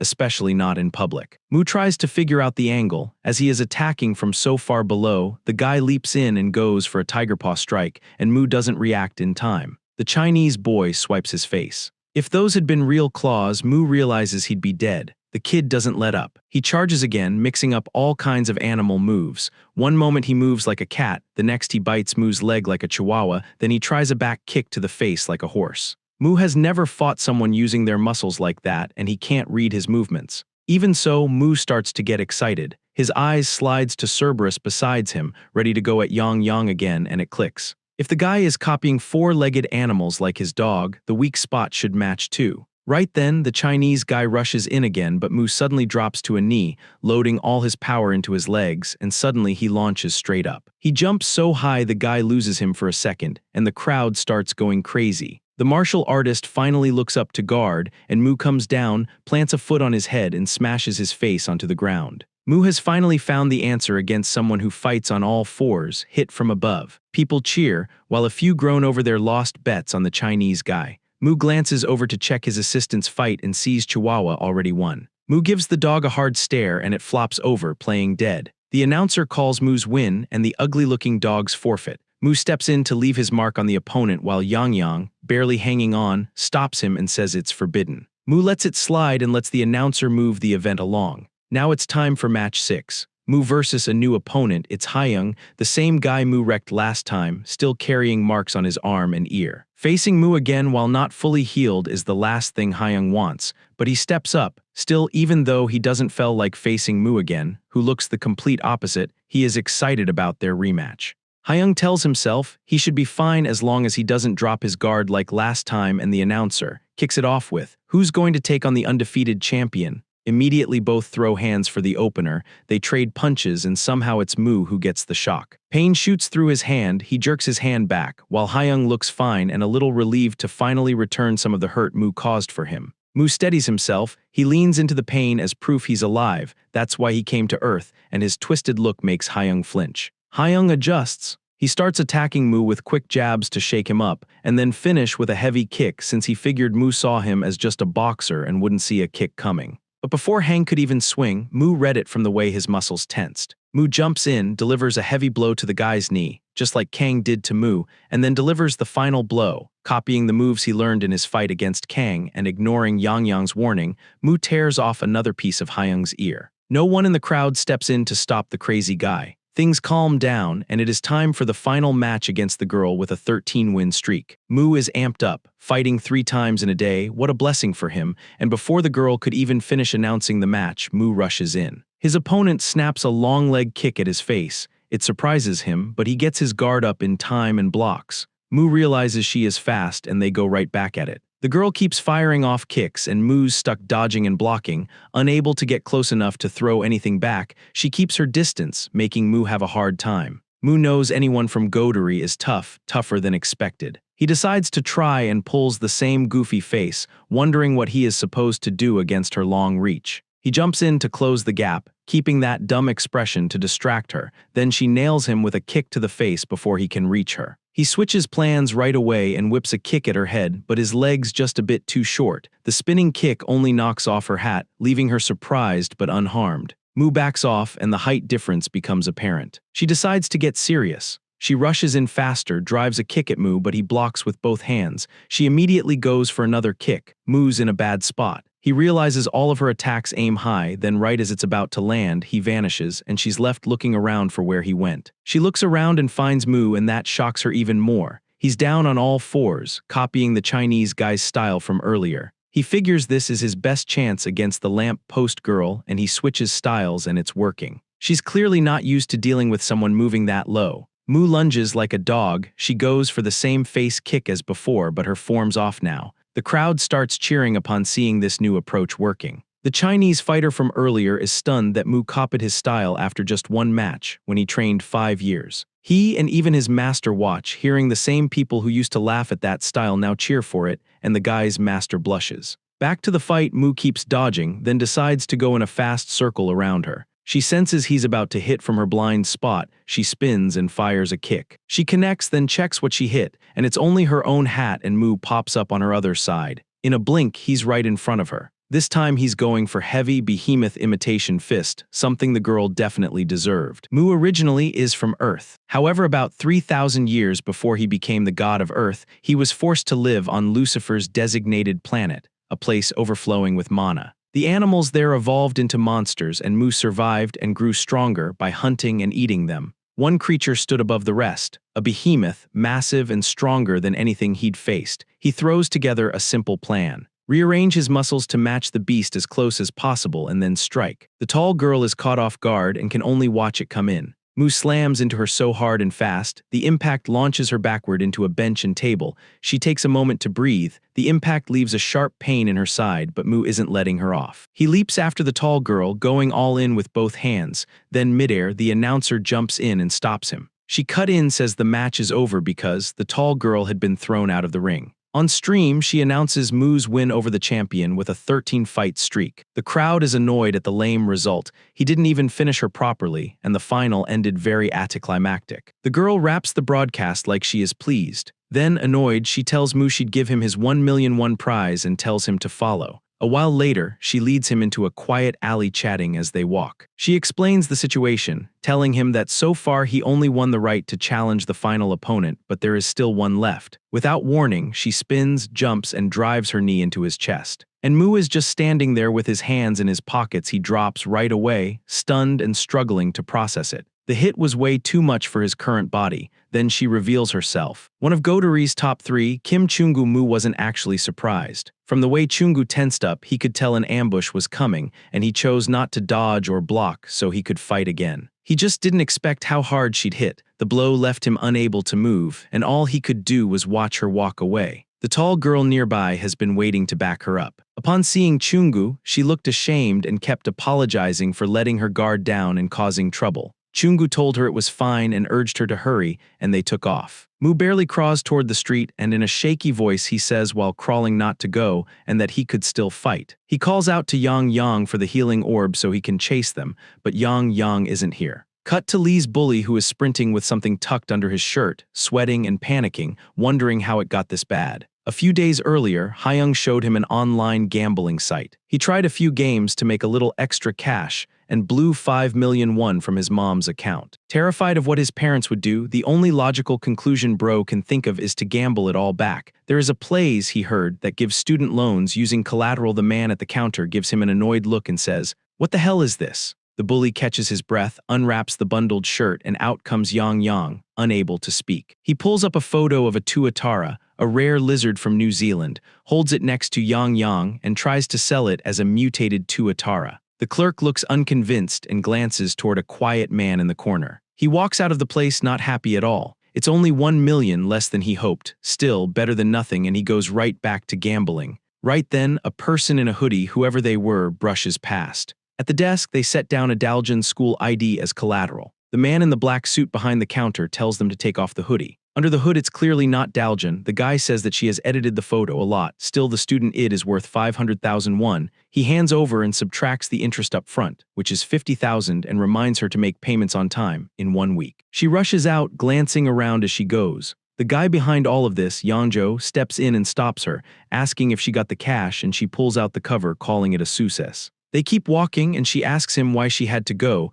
Yangjo replies he couldn't borrow money from that place. Back inside Grandma Money Collateral, the boss in the purple hoodie is fiddling with Jun's ID. His employee comes over and asks why he lent money to those shady students when it's clear they can't pay it back. The boss just smirks, scored some money, flicks the card so it sticks into a wooden board, and says not to worry, there are plenty of ways to get his money back. That board is where Yang Yang is tied up, right in the middle, with a bunch of other ID cards around it. The next day at school, a scream blasts down the hall. It's President Kim. She's just learned Yang Yang has been missing since yesterday. Mu had only mentioned what happened because he thought it went to the girl's place, but seeing her reaction, he realizes he was wrong. Kim loses it, tears through the classroom, then bolts out to check the rest of the school. Mu is stunned by how hard she's freaking out. In another classroom, Kim bursts in, yelling Yang Yang's name while checking on all lockers. Kang happens to be in that class. He doesn't really know her. A few minutes later, the door creaks open and Ronnie Coleman walks in carrying the class president,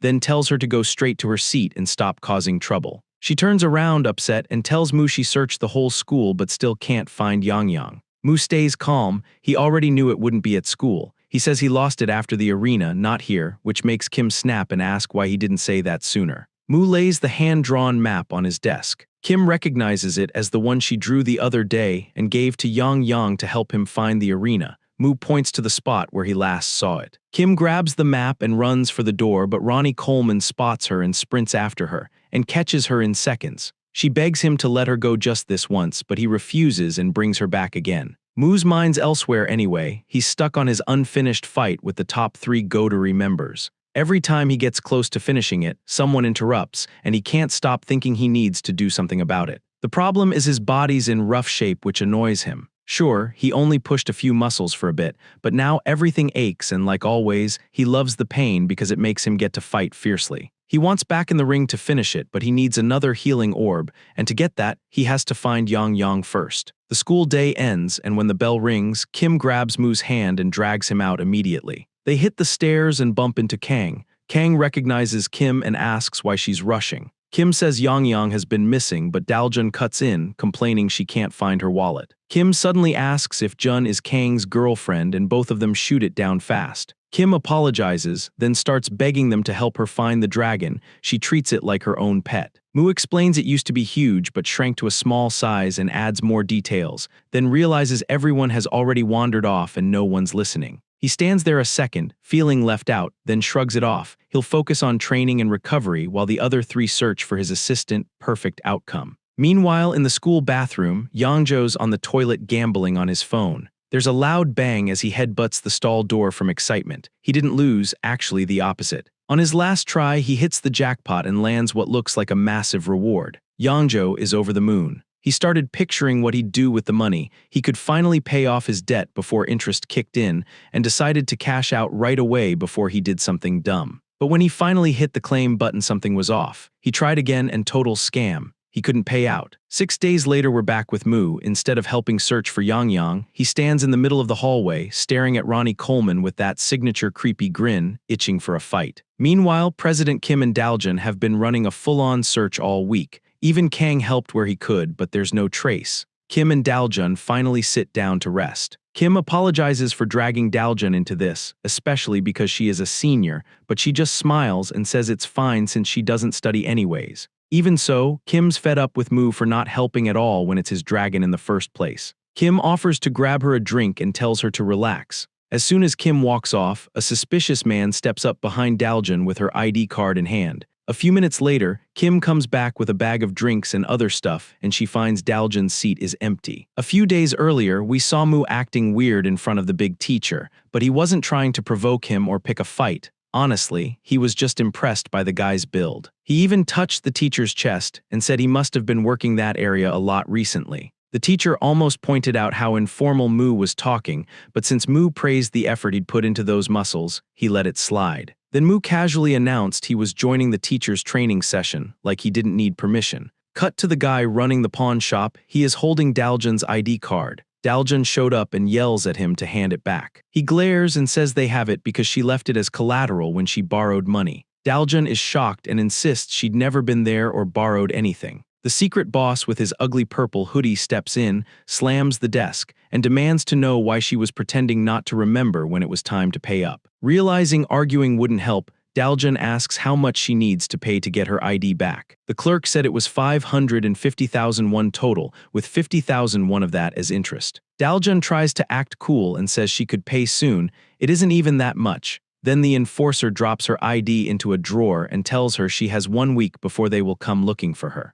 Daljun tells them not to lose her card, then storms out and slams the door. The slam annoys the employee, saying kids are hopeless these days, and his boss takes one look at his face and thinks it's aimed at him. The boss calls it out, the guy starts sweating and apologizes and promises he wasn't talking about him, and the rest of the day ends quiet. The same employee wraps up, locks the office, and tosses the key onto a flower pot before heading out. He mutters about taking orders from a tiny little brat like him, then goes downstairs, not knowing Daljun is hiding upstairs waiting for this moment. As soon as he leaves, Daljun heads for the office to grab her ID and go. The door's locked, but she spots the key on the flower pot, unlocks it, and slips inside without a sound. No way she is giving her money to scammers. Right after she goes in, someone else quietly enters the building. She goes straight to the desk, yanks open the drawer, and finds her ID card. Relieved, she decides to get out fast, but as she passes a cabinet, something inside makes a loud noise. She opens it and finds a cage. At first it's too dark to see, then a pair of glowing eyes and a face come into view. It's Yang Yang. He immediately starts yelling to be let out, not even checking who opened the door. Daljun has never seen the dragon before and it freaks her out. She steps back and bumps into someone. She turns around, turns out Yangjo is right behind her. She doesn't recognize him, and he looks just as surprised, then sees she's about to scream, so he covers her mouth and whispers to stay quiet so no one notices him. He then realizes she's the girl whose ID he used to borrow money the other day. He tells her he's here for his own ID too and suggests they both grab what they came for, keep it quiet, and get out fast. Daljun nods, feeling calmer now, and scoops up Yang before leaving. She remembers his face on the missing poster Kim drew. They look exactly the same. Walking out, she thinks these people are awful for even locking up someone's pet, and without her knowing, a security camera catches everything. The next morning on her way to school, Daljun spots Kim and runs over, calling her name. Kim is stunned to see her safe after she went missing the day before and starts to say how worried she was, but Daljun just smiles, skips the explanation, and unzips her backpack and Yang's hands pop out. Then he crawls out, gasping for air. Kim rushes over and hugs him tight, saying how much she missed him. While she's squeezing him, Yang catches a familiar scent and bolts toward it. Mu is walking by when Yang grabs his arm, not realizing Mu's arm is already in bad shape, so he immediately knocks Yang to the ground. Realizing who it is, Mu doesn't apologize. He just tells him to be careful and says his whole body hurts from training. Kim runs over, screaming at Mu out for treating Yang like that. At the pawn shop, the staff notice 2 ID cards and Yang are missing. They check the cameras and see Daljun sneaking in and out, then Yangjo following, grabbing his own ID and leaving. The guy in a black suit asks the boss what to do, which sets him off. He almost hits the guy for being careless with the keys, then stops himself and cools down. Still, the fact that 2 high schoolers broke into his office and challenged him enrages him. At school, it's gym class and some kids start a soccer game.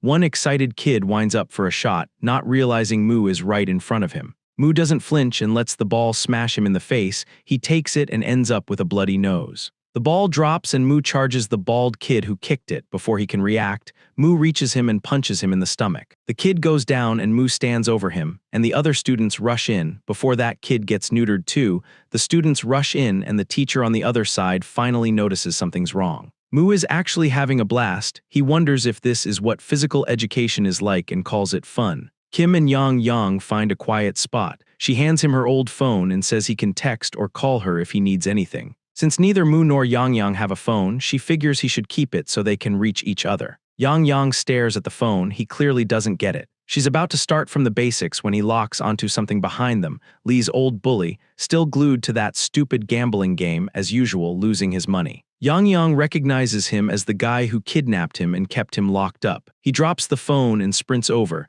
The bully looks up, but before he can say anything, Yang jumps on him and bites his head hard. The guy panics and pulls Yang off, tossing him to the ground before taking off at full speed. Mu is walking with the Hulk teacher, who's trying to explain he can't just hit anyone who touches him, or he won't be allowed in training. Right then, the bully slams into Mu, loses his balance, and eats the floor. Mu looks down at him, grins, way too delighted, and says, "Hey, it's gym time." He jumps on the guy and starts beating him until the teacher steps in and physically drags Mu off. And just like that, Mu's exciting day ends. On the way back to his place, Kim walks with Mu. He's still daydreaming about having gym class like that every day, but Kim tells him real P isn't like that. She switches topics and asks if Mu isn't training today and if she can hang out with Yang for the rest of the day. She even invites Mu over, saying she'll show both of them how to actually use a phone. Daljun and her classmate are chatting and laughing. Kang is on the same route, rubbing his sore neck like he must have slept funny. Not far back, Daljun's brother Heejun is on the phone with his class president. Someone suddenly steps into Daljun's path and calls her out as wallet owner. Yangjo, looking beat up, asks for her student ID and says what they did was caught on security cameras, and he needs to return her ID to whoever's looking for it. Daljun is stunned. She barely recognizes him, and none of it makes sense to her. Yangjo gets mad and starts yelling for the ID right now. He goes for her backpack to find it himself. The commotion finally catches Kang and Heejun's attention, and the second they see the big guy hassling Daljun, they charge straight at him. They rush past Mu, who still hasn't noticed what's going on. Meanwhile, Yangjo tries to snatch Daljun's ID card, and before he can do so, Kang and Heejun leap in and swing at him together. But their punches don't land because Mu steps in out of nowhere and blocks both. He isn't helping Yangjo, he wanted a one-on-one. Kang and Heejun freeze, stunned that Mu had just saved Yangjo. Yangjo is thrown off too, then looks closer and remembers Mu from their last run-in, which hadn't gone well for him. Yangjo then grabs Daljun and bolts. Mu just watches like a total clueless goof and Daljun yells for help. Heejun and Kang react fast and take off after Yangzhou.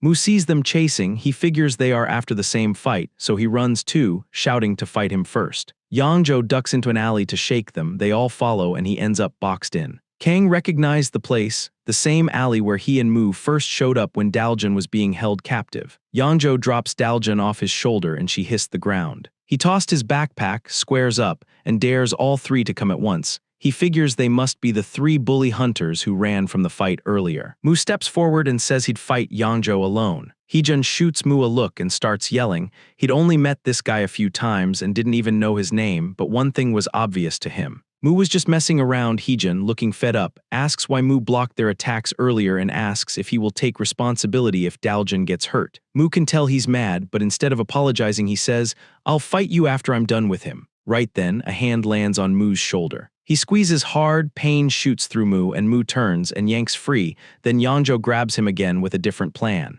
Yangzhou slips a foot behind him and hits a quick leg sweep, flipping Mu and slamming him to the ground. Mu lays there surprised, eyes wide. While that's happening, Heejun charges in and grabs Daljun's hand and once again runs away, because avoiding fights is how you survive, especially with his sister to protect. Yangzhou sees them go but can't stop them. Meanwhile, Mu looks fine. Somehow he expected to be wrecked, but there's barely any pain. He realizes his training paid off. He tightened his back as hard as he could and barely felt anything upon hitting the ground. He flexes his back once again and releases all at once, and pops up without using his hands. Kang asks Mu if he needs help finishing Yangzhou, and of course, Mu waves him off, saying he's got it. Yangzhou tries to catch him off guard. He switches tactics, snags Mu's right arm, grabs his shirt with the other, and slams him down again. Mu barely feels it, chalks it up to training, but he's missing what's really happening. Every time he hits ground, Yang is under him, eating the impact. Then Yangzhou's foot comes straight for Mu's face. Mu jumps back to a safe distance and his expression hardens. He thinks Yangzhou just took a shot at his assistant on purpose,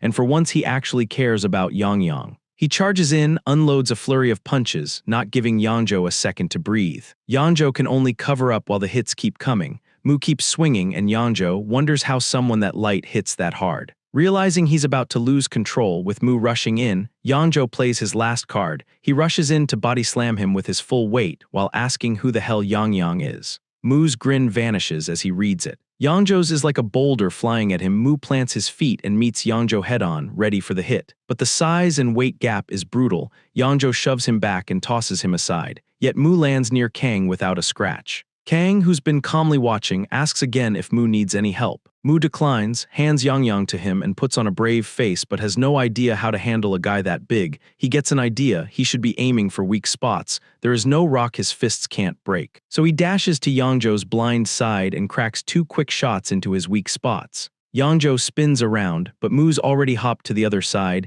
then drills 2 more into the front of his thighs. The hits almost topple Yangzhou, and he has to throw his hands out to steady himself. Realizing he can't keep up if Mu keeps darting around, Yangzhou tries a trick. He points past Mu and yells, "This is 1-on-1. 2-on-1 isn't fair." Mu actually turns to tell Kang to stay out, saying it's fine, only to see Kang not having moved since taking Yang. Before he can process the feint in a flash, Yangzhou locks a rear naked choke around Mu's neck. Mu realizes it too late and can't break the grip. Kang watches and hesitates, then sees Mu's face changing color as he struggles, so he starts toward them. Mu tries to say something, but Yangzhou's crushing his throat. With only a couple of steps left, Mu manages to muster up everything he's got and screams, "Don't help." Kang freezes. He isn't sure Mu's okay, but then he spots that familiar grin and Mu tells him to never help him. Mu's still in trouble. The choke is cutting blood to his brain, and he knows he might black out any second. He's got a plan, though. He suddenly tightens his neck muscles to bulk his neck up, then immediately does the opposite, contracting hard so it compresses and leaves a tiny gap for a split second. He slides both hands into that space between his neck and Yangzhou's arms, and goes on the counter. Mu squeezes with everything he has and Yangzhou can't take the pain,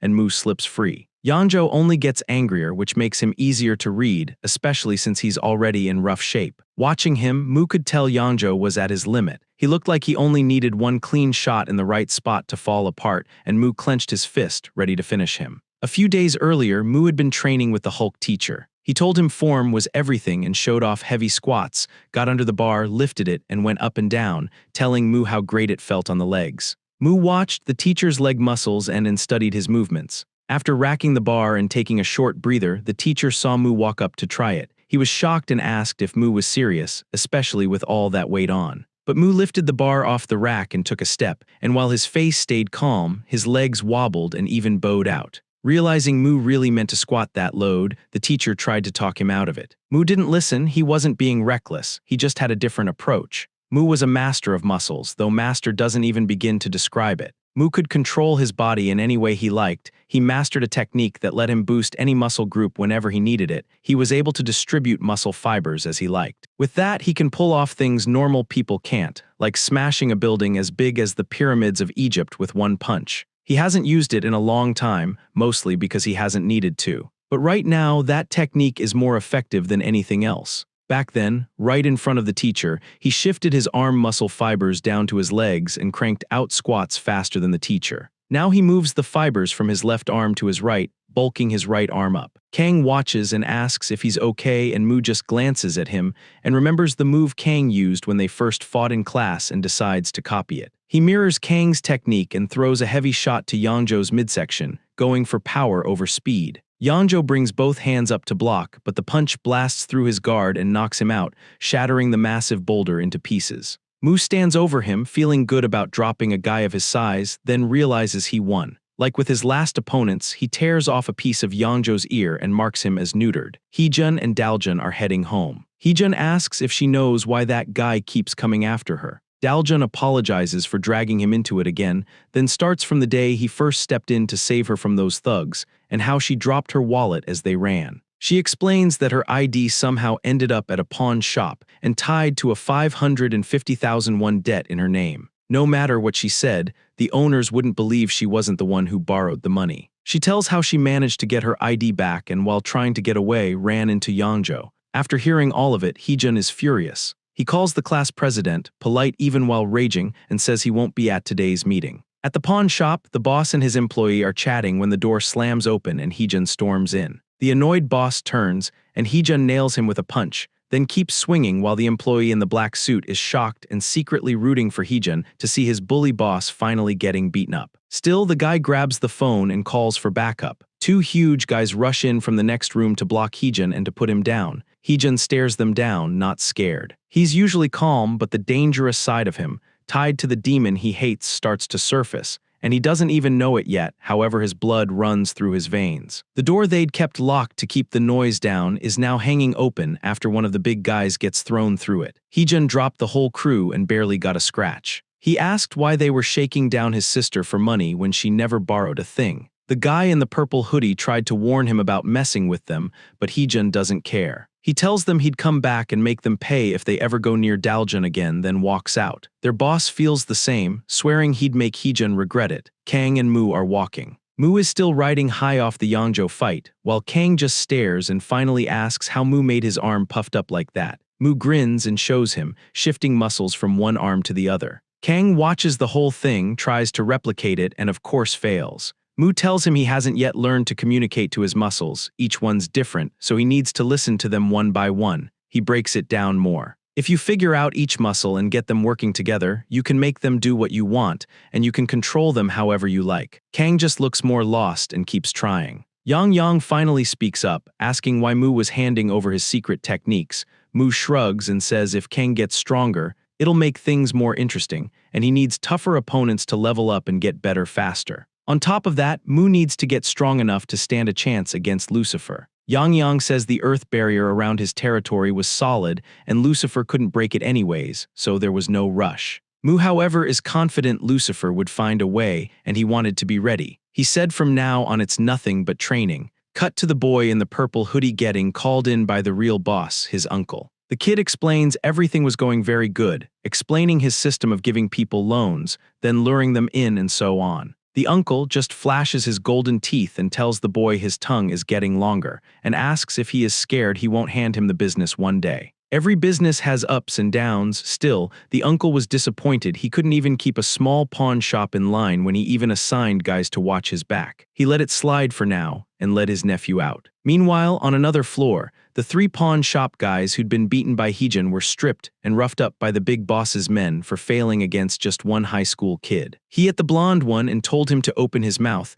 then tossed in a blue pill, not the naughty kind. The blonde man is dragged away and warned him not to spit it out or else he dies. Back with the big boss, he takes his nephew down in the elevator to the lower floors. And on the way, he starts talking about how the business he ran wasn't bad. Main problem though, the main targets were broke students. The CEO uncle steps out as the elevator opens. They walk out, then stop. An enormous underground arena stretches out in front of them, packed with hundreds of spectators waiting for the next match. The purple hoodie kid just stares, totally stunned, while the CEO uncle explains big money comes from big games. A fighter steps in from the side and the uncle nudges him to watch closely. The guy looks off, purple veins running across his neck and body. And the nephew realizes it's the blonde who worked at his pawn shop a few hours ago, the one who was forced to swallow that weird blue pill. Both fighters enter the arena and the match starts. The blonde rushes in, grabs the other man's arm and swings. The opponent braces to block, but the hit blows through it, snaps his bones in an instant. The guy screams, but before he can react, a second punch from the other side crushes his face. The blonde guy loves the sudden power and can't believe it is really his strength. Up in the VIP seats, the CEO and his nephew watch the one-sided beatdown. The CEO pulls out the same blue pill he gave his fighter and tells his nephew, "One of these lets me pick the winner of any match," then hands it over. The kid just stares at it, thinking about how easily he could beat Mu with that pill. At the gym, Mu is grinding through his routine and finishes with squats. He racks the bar and steps back and his whole body looks way bigger, veins standing out like he's been bodybuilding for years. "Man, I feel amazing after that set. My whole body's tingling," he tells his teacher. The teacher just stares, shocked, then says he's seen plenty of gym rats but never anyone bulk up this fast. He starts wondering if Mu's using something. Mu then says he is weak, but the teacher cuts him off and goes on about the dangers of that kind of stuff. He only stops when Mu insists, "I said I am weak." Mu is still far too weak to face Lucifer if he wants to fight him. He is nowhere near ready. Mu, looking really buff, now wanders around with Yang tagging along, wearing Kim's phone like a belt. The phone buzzes and Yang jumps, but he remembers what Kim taught him, answers, then presses it to Mu's ear and tells him to take it. Kim starts yelling, asking where he is and why he hasn't let Yang show his face since last week. Mu doesn't explain much. He just says he came to see how his training paid off. Back in the same alley where that little annoying girl beat Mu up. The two girls are there again, feeling good after making money with 8 participants and stream donations, not knowing Mu has already found them. Mu calls them out, they turn at the same time, and Mu grins, "Long time no see." Chungo jumps up, tells him that apparently she didn't hit him hard enough, then rushes him. He doesn't move, lets her come in, and just like last time, she leaps and drives her knee into his chest. She thinks she got him, but as she lands, Mu only takes a step back with his hands still in his pockets. Yang asks if he's okay and Mu gives his usual grin, he's fine. Mu isn't making the same mistake as before. He'd already braced and tightened up to protect that spot before he lacked the necessary muscle mass, but now he doesn't so the knee didn't do real damage. After taking the first hit, he decides to go for real, charging in with Yang sitting on his head. Using his new strength, he closes the gap fast and starts throwing punches at her. Mu sees the shift, he's the bigger one now, unlike when he fought Yangjo. He doesn't give her a second to breathe, swings a heavy kick into her side and feels it land, his grin getting wider. But she grabs his foot midair and now she's clearly pissed at the hit and at him treating her like she's weak just because she's smaller. She drives her elbow straight into his knee, aiming for the spot that'll hurt most. He still doesn't go down though, and it's obvious he's changed since their last fight, so she stops holding back. She rushes in, cracks an elbow into his jaw, follows with an upward elbow to another spot on his jaw, then spins and slams a third elbow at his side, putting everything into it. She lands all of it clean, but Mu's still on his feet. Her confidence wavers when she sees that same creepy smile. He takes the opening, grabs her by the collar like Yangjo did to him the other day, and slams her to the ground. He dives in to smash her face, but she slips out at the last second. Mu then shifts most of his strength from his upper body, even his neck, down into his legs and hips, then charges, looking goofy as hell. But that wasn't all. Right before he reached her, Mu flipped it. He shifted power from his legs to his upper body and body slammed her hard. She flew back and only stopped when she crashed into the tall girl who blocked her. Worried for her friend who is ranked higher than Yangjo, the tall girl jumps in. She rushes Mu and starts firing those long kicks like last time. Mu blocks them and decides to break through. He launches forward, swinging straight at her face, not holding back. Then the small girl cuts in at the last second and nails him with an elbow to the face, almost putting a new hole in his face. The girls then attacked together from both sides with kicks and punches, teaming up and pushing Mu back while he tried to hold his ground. Even then, he could tell his training was working. A few days ago, he wouldn't have lasted against both, but to truly turn it around, he needed something new. He glanced at Yang and said he'd found a way to extend his range. So he grabs Yang by the tail, spins him up and charges, shouting, "It's 2-on-2 now." The girls are thrown off by his bold move. Mu rushes in with Yang as his weapon, smacking both girls with the lizard. He goes to swing again, but the short girl steps in and knocks Yang out of his hand, and they trade kicks and punches, while Mu fires back. He grabs Yang again out of the air, doubling down. The short girl knows using a weapon makes you vulnerable. Close the gap and the arm holding it is useless, so she does and cracks him with an uppercut. Yang is launched out of Mu's grip, lands on the tall girl and hits her with a dragon kick. Meanwhile, Mu had braced his neck, so her uppercut didn't do much and Mu headbutts the short girl. The short girl drops, lights out fast. Yang is still clinging to the tall girl, but she rips him off, tosses him, and drills a heavy kick into Mu's side, and for a moment it looks like she hit him good, but in the end it did nothing. He'd tightened his core, so he catches her foot and smashes his elbow into her knee, just like the short girl did to him earlier. She screams and fires another kick with her other leg. Mu catches that too, spins her, and even though he likes strikes more than locks, tries one for old time's sake. He twists both her legs up behind his neck and she can't do anything to defend. Mu pulled the ancient Egyptian joint lock. She yells that her legs are about to snap and gives up. She yells for him to stop, she surrenders. Mu lets go and moves in to mark her, but she twists free, kicks him, and jumps back. Mu wonders if she still has some fight. While she's digging in the short girl's pocket, he rushes, but she throws all their cash in his face like a smoke bomb and they both vanish. He's left annoyed he couldn't leave his mark, so he picks up her hat and decides he'll mark her next time. The tall girl carries the knocked-out girl away, telling her to get to her senses again, but she is out cold. Cut to Yangzhou, fuming about the bully hunters ruining his plans. He swears he'll kill them and kicks a rock. It stops at someone's feet. Yangzhou squints and asks if the guy's some kind of bird. The guy says he's Quack Dujun from Chuku High and asks who's been beating Yangzhou up. Yangzhou snaps at his tone. Quack says his mouth still works and it can take a few more hits. Yangzhou isn't impressed since Quack got wrecked by the short girl before and grabs his shirt. Quack hesitates, then cracks a blue pill and laughs, which sets Yangzhou off. Quack's veins bulge like that guy from the ring and Yangzhou swings, saying he'll knock every last tooth out. Then, a moment later, Yangzhou is defeated and slumped against a wall, beaten to a pulp. Next day, the girls are walking outside, grumbling about handing Mu all their money and losing the hat. Quack shows up. The short girl asks what he wants, and he just pops another blue pill again. He changes and his veins pop out and even his eyes start glowing, and he says with a grin that their luck ran out. In Quack's chest, something begins to glow, filling his body with the mysterious strength, and his personality changes. He becomes more violent and says after Yangzhou, he'll beat them too, and Godery will be finished. He'll be the only top dog left. Then he charges. He goes straight for the short girl. She slips aside at the last second, but he sticks to her. The tall girl dives in with a kick to his face. The short girl adds an elbow. Both of them feel a jolt of pain like they hit solid metal, straight up steel, and Quack doesn't even flinch. He grabs the tall girl's leg and punches it, which makes her bones crack and she drops screaming. The short girl keeps swinging, but Quack barely moves. He grabs her head. She stares up and asks what he did to his body, and he slams her into the ground, knocking her out. He looks down at them and laughs. "This is your Godery level, so lame I wanna die," then walks off, pleased he finally nailed the line he'd practiced back when he was weaker than them. He reports to his boss and says the pill is insane. At this rate, he doesn't think anyone can beat him. The boss asks Quack if he's going to keep his promise.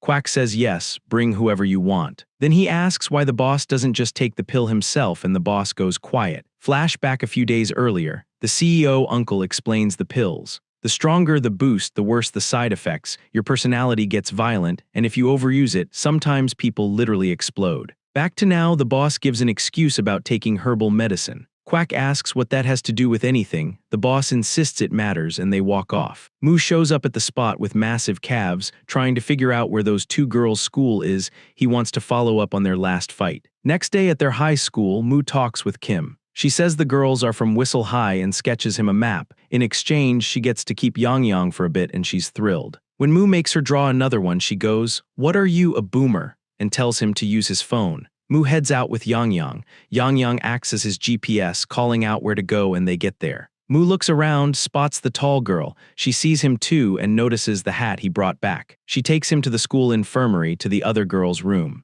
It's weird seeing them invite him in like this after trying to kill each other. 24 hours ago, anyways, the girl says the little one got wrecked by some psycho who jumped them. She reported him to the cops, and he hasn't been back to school. His name's Kwak Dujyeon. Someone groans behind the curtain. They turn, Mu yanks it aside, and it's Yongjo, battered worse than the last time Mu saw him. He curses out Kwak Dujyeon, then passes out, and a nurse yells that the patient's going into shock. Yongjo wakes up and still doesn't like Mu, but he talks. He says Kwak took some weird drug and turned insanely strong. He was the weakest goatery. Now he's the toughest guy Yongjo's ever fought. Mu listens, excited, with his nose puffing, that someone could beat Yongjo that badly, and asks where to find him. The girl says nobody knows, not even the police, so Mu decides he'll track him down himself. Back at school, Mu's carrying boxes while the Hulk teacher tells him to make exercise a daily habit, seriously, not just trying to boss him around. Mu's mind is elsewhere, thinking about Kwak. Meanwhile, Kwak walks past behind him,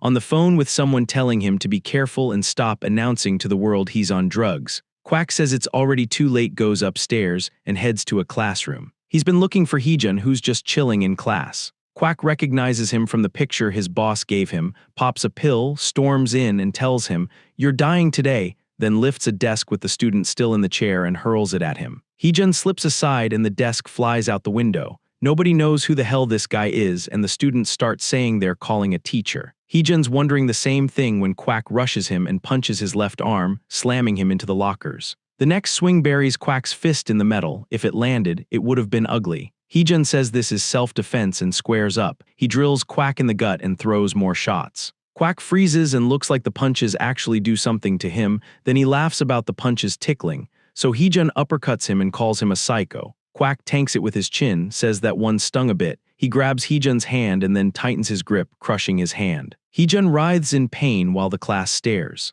Kang and Daljun are there too. Daljun realizes her brother's the one fighting and actually throws her slippers at Kwak, as if that's going to do anything. Kwak turns and she tells him to let Heejun go. Kwak says he can't, then swings at her. Kang steps in, counters it, and asks what the hell he thinks he's doing, while Heejun tries to elbow Kwak's forearm to break free. Kwak lets go and Heejun snaps, saying he crossed a line by laying hands on his sister, and he and Kang rush Kwak from both sides. The Hulk teacher gets word there's a fight in the third-year classroom and immediately sprints over. That gets Mu's attention. No way he's missing a fight. He tosses the packaging and heads that way. In his bag, Yang Yang suddenly locks in, mentioning that he can feel his magic radar pinging. Back in the classroom, Kang and Heejun tag team Kwak. Kwak turns on Kang first, trying to finish him, but Kang dodges everything. Kwak's just swinging with raw strength, and Kang easily dodges. That annoys Kwak, so he tries to grab Kang instead. Then Heejun clips him from behind, kicking the inside of his leg from behind. Kwak drops to a knee, looks back, and Kang jams two nasty fingers into his eyes, telling him to watch it. No matter how strong you are, there's always a weak spot, Heejun says, and they keep hitting him.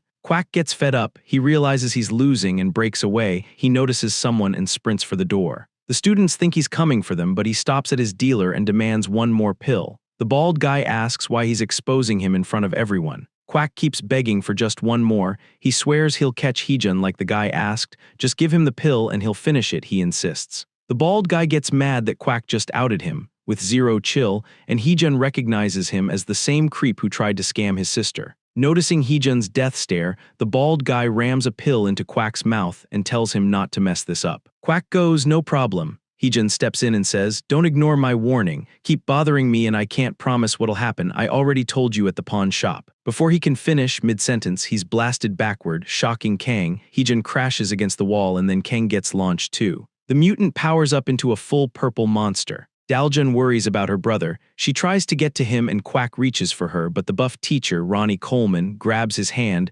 says working out doesn't mean he can hit his friends, and that it's time to learn a lesson. The teacher tries to enforce his authority physically, but Kwak just squeezes back and snaps the teacher's fingers. The guy runs out yelling for the police, and Mu walks in. Yang Yang tells Mu that it's the mutant guy he can feel mana pouring off him. The bald guy spots Yang Yang, his collateral, lunges to grab him, steps on Daljun's slipper and faceplints, honestly well deserved. Mu grabs his shiny head and drops an elbow on him. That isn't enough though, and the bald guy, swearing, shouts at Quack to take Moo down. Quack says got it and swings. Moo just waits for the first hit to officially start it. Probably not a good idea, but right before it lands, Quack's boost runs out. Yang already drained his mana into a little orb. With the fight started, Moo beats Quack down while Yang watches. Yang says the mana feels familiar. Quack is laid out and Moo complains he was way too weak, not a real fight, then tells Yang to put the mana back. Yang obeys his master's request but warns this isn't normal mana. Moo asks what it is, and Yang says it's extremely pure and powerful, so rare it only exists when a god gives it directly. There's no mana on Earth otherwise. Moo figures it's been ages since his last mana, so some other god must be messing with Earth. Moo asks if it is his, and Yang blushes, it was his. The big purple Hulk gets back up and glares at them, ready to teach them a lesson or two. About 1,000 years ago in the Divine Realm, Moo fought the Cyclops god. The Cyclops, giant-sized, was annoyed at Moo for trying to pick a fight with him. He hurled his weapon and shattered the ground, but suddenly it cracked apart and Moo stood under it fine. With one punch, Moo disintegrated the Cyclops and his weapon at once, acting like One Punch Man. The Cyclops then, back to his original form, told him to stop bothering him. Moo said he would if the Cyclops entertained him, then left, unsatisfied, telling him he'll be back next time. Trying to cheer him up, Yang came up with a brilliant idea. He brought a massive stone from Earth, ground it to powder with his crushing magic, spat a strange liquid on it, mixed and compressed it further, then condensed it with magic to finish it. Lastly, the most important step, he signed it and made a magic dough. He told Moo to feed opponents a tiny dose before fights since it was super concentrated, even showed the single serving. Then Moo took the whole thing, of course he did, and ran back to the Cyclops. Yang watched, worried. Not even a moment later, Moo got knocked back, grinning. Moo loved it. The Cyclops was many times stronger, and they went all out across the god's domain. Moo still won. The Cyclops fell toward the dough, and the magic stone shot toward the mini-Earth but couldn't pass since only its deity can interfere. It bounced off Yang's nose and dropped to Earth. That's how the magic dough ended up here. Back in the classroom, Moo tells Yang, excellent work. He blushes, then the giant throws a punch. Moo slips away and bulks up his left arm and blasts the mutant. He says the guy's tough, his own fist is aching. The mutant keeps swinging, then slams both fists down so hard the whole school shakes, basically an earthquake. Students stumble as the building trembles. Moo can't stay on his feet, so the mutant grabs his shoulder and smashes him into the door, tearing his clothes. Yang shouts for him and asks if he's okay. Moo asks how much time the mutant has left. Yang checks the remaining mana, 5 minutes judging by the remaining mana. Only 5, Moo says. Yang tells him to hold out and he'll weaken, but Moo's worried about something else. That means only 5 minutes left, then no more chance to fight him. Knowing that, Moo says he'll finish it in 5 minutes. Cut to the iced-out uncle in his basement with the magic stone dough Yang made. He cracks off a chunk with a hammer and says this much is enough for now. Moo rips off his shirt and gets ready. He knows trading blows head on his body will be shattered, but if he can match the monster in one spot, he can win. Over the years, his muscles got so big they got in the way, so he found a way to keep strength while keeping his movement, a method that makes the muscles denser and also smaller in volume. In his godly form, he could compress them 150,000 times. Right now he compresses once, letting him power up one spot without slowing down or bulking up in a disadvantageous way. Yang yells that a punch is coming. Moo barely slips it, shrinks one arm to bulk up his right even more. He compresses it twice. Then the monster snatches him and throws him into the wall. Moo crashes right into the wall but doesn't give up. He pushes off and compresses his right arm a third time. The monster rushes in and they trade blows. Their fists crash together and the shock is so big it even blows out the windows. The monster pulls back, hand throbbing, stunned that Moo's on par with him. They go again, hammering each other, and Moo starts to gain the upper hand. Same force on a smaller point hits harder, that's what he's doing. Moo points out the monster, saying they're on par, but Moo disagrees, he's the one winning. With the 5-minute window nearing its end, Moo drives a shot into the monster's core and blasts him through the wall, and the thing smashes into the ground outside. Out front, the police and the bodybuilder teacher who called them watch it land at their feet. The monster shrinks back, and people yell for an ambulance. Inside, Moo looks at the hole he made, then at the bald guy trying again to grab Yang. The bald guy can't believe Moo beat that thing, yanks Yang and says that was the weakest guy. He'll bring a stronger one to take Moo's head. Yang drops down like he's fine and says if he had mana, that clown would be done. He turns to Moo, who falls to his knees looking tired, but in reality, Moo is hyped now that he's heard there's a stronger one. Mu tells Yang Yang to spit out the healing orb they saved, and he looks forward to the next battle. Meanwhile, the uncle grinds the magic stone into powder and presses more pills. His bald loser nephew bursts in, begging for more. The uncle asks how he burned through them already, and the guy says each monster needs at least 3, the one from earlier only got 2 and still lost. The uncle is stunned, he can't believe what his nephew is saying. Then the room starts to shake. They hear bodies dropping in the hall, then not knowing what to expect, they brace themselves and the door creaks open. Mu is standing there looking for his next opponent. The uncle asks how he got in with troops posted outside. Mu says he took them out and asks where he is, the stronger one.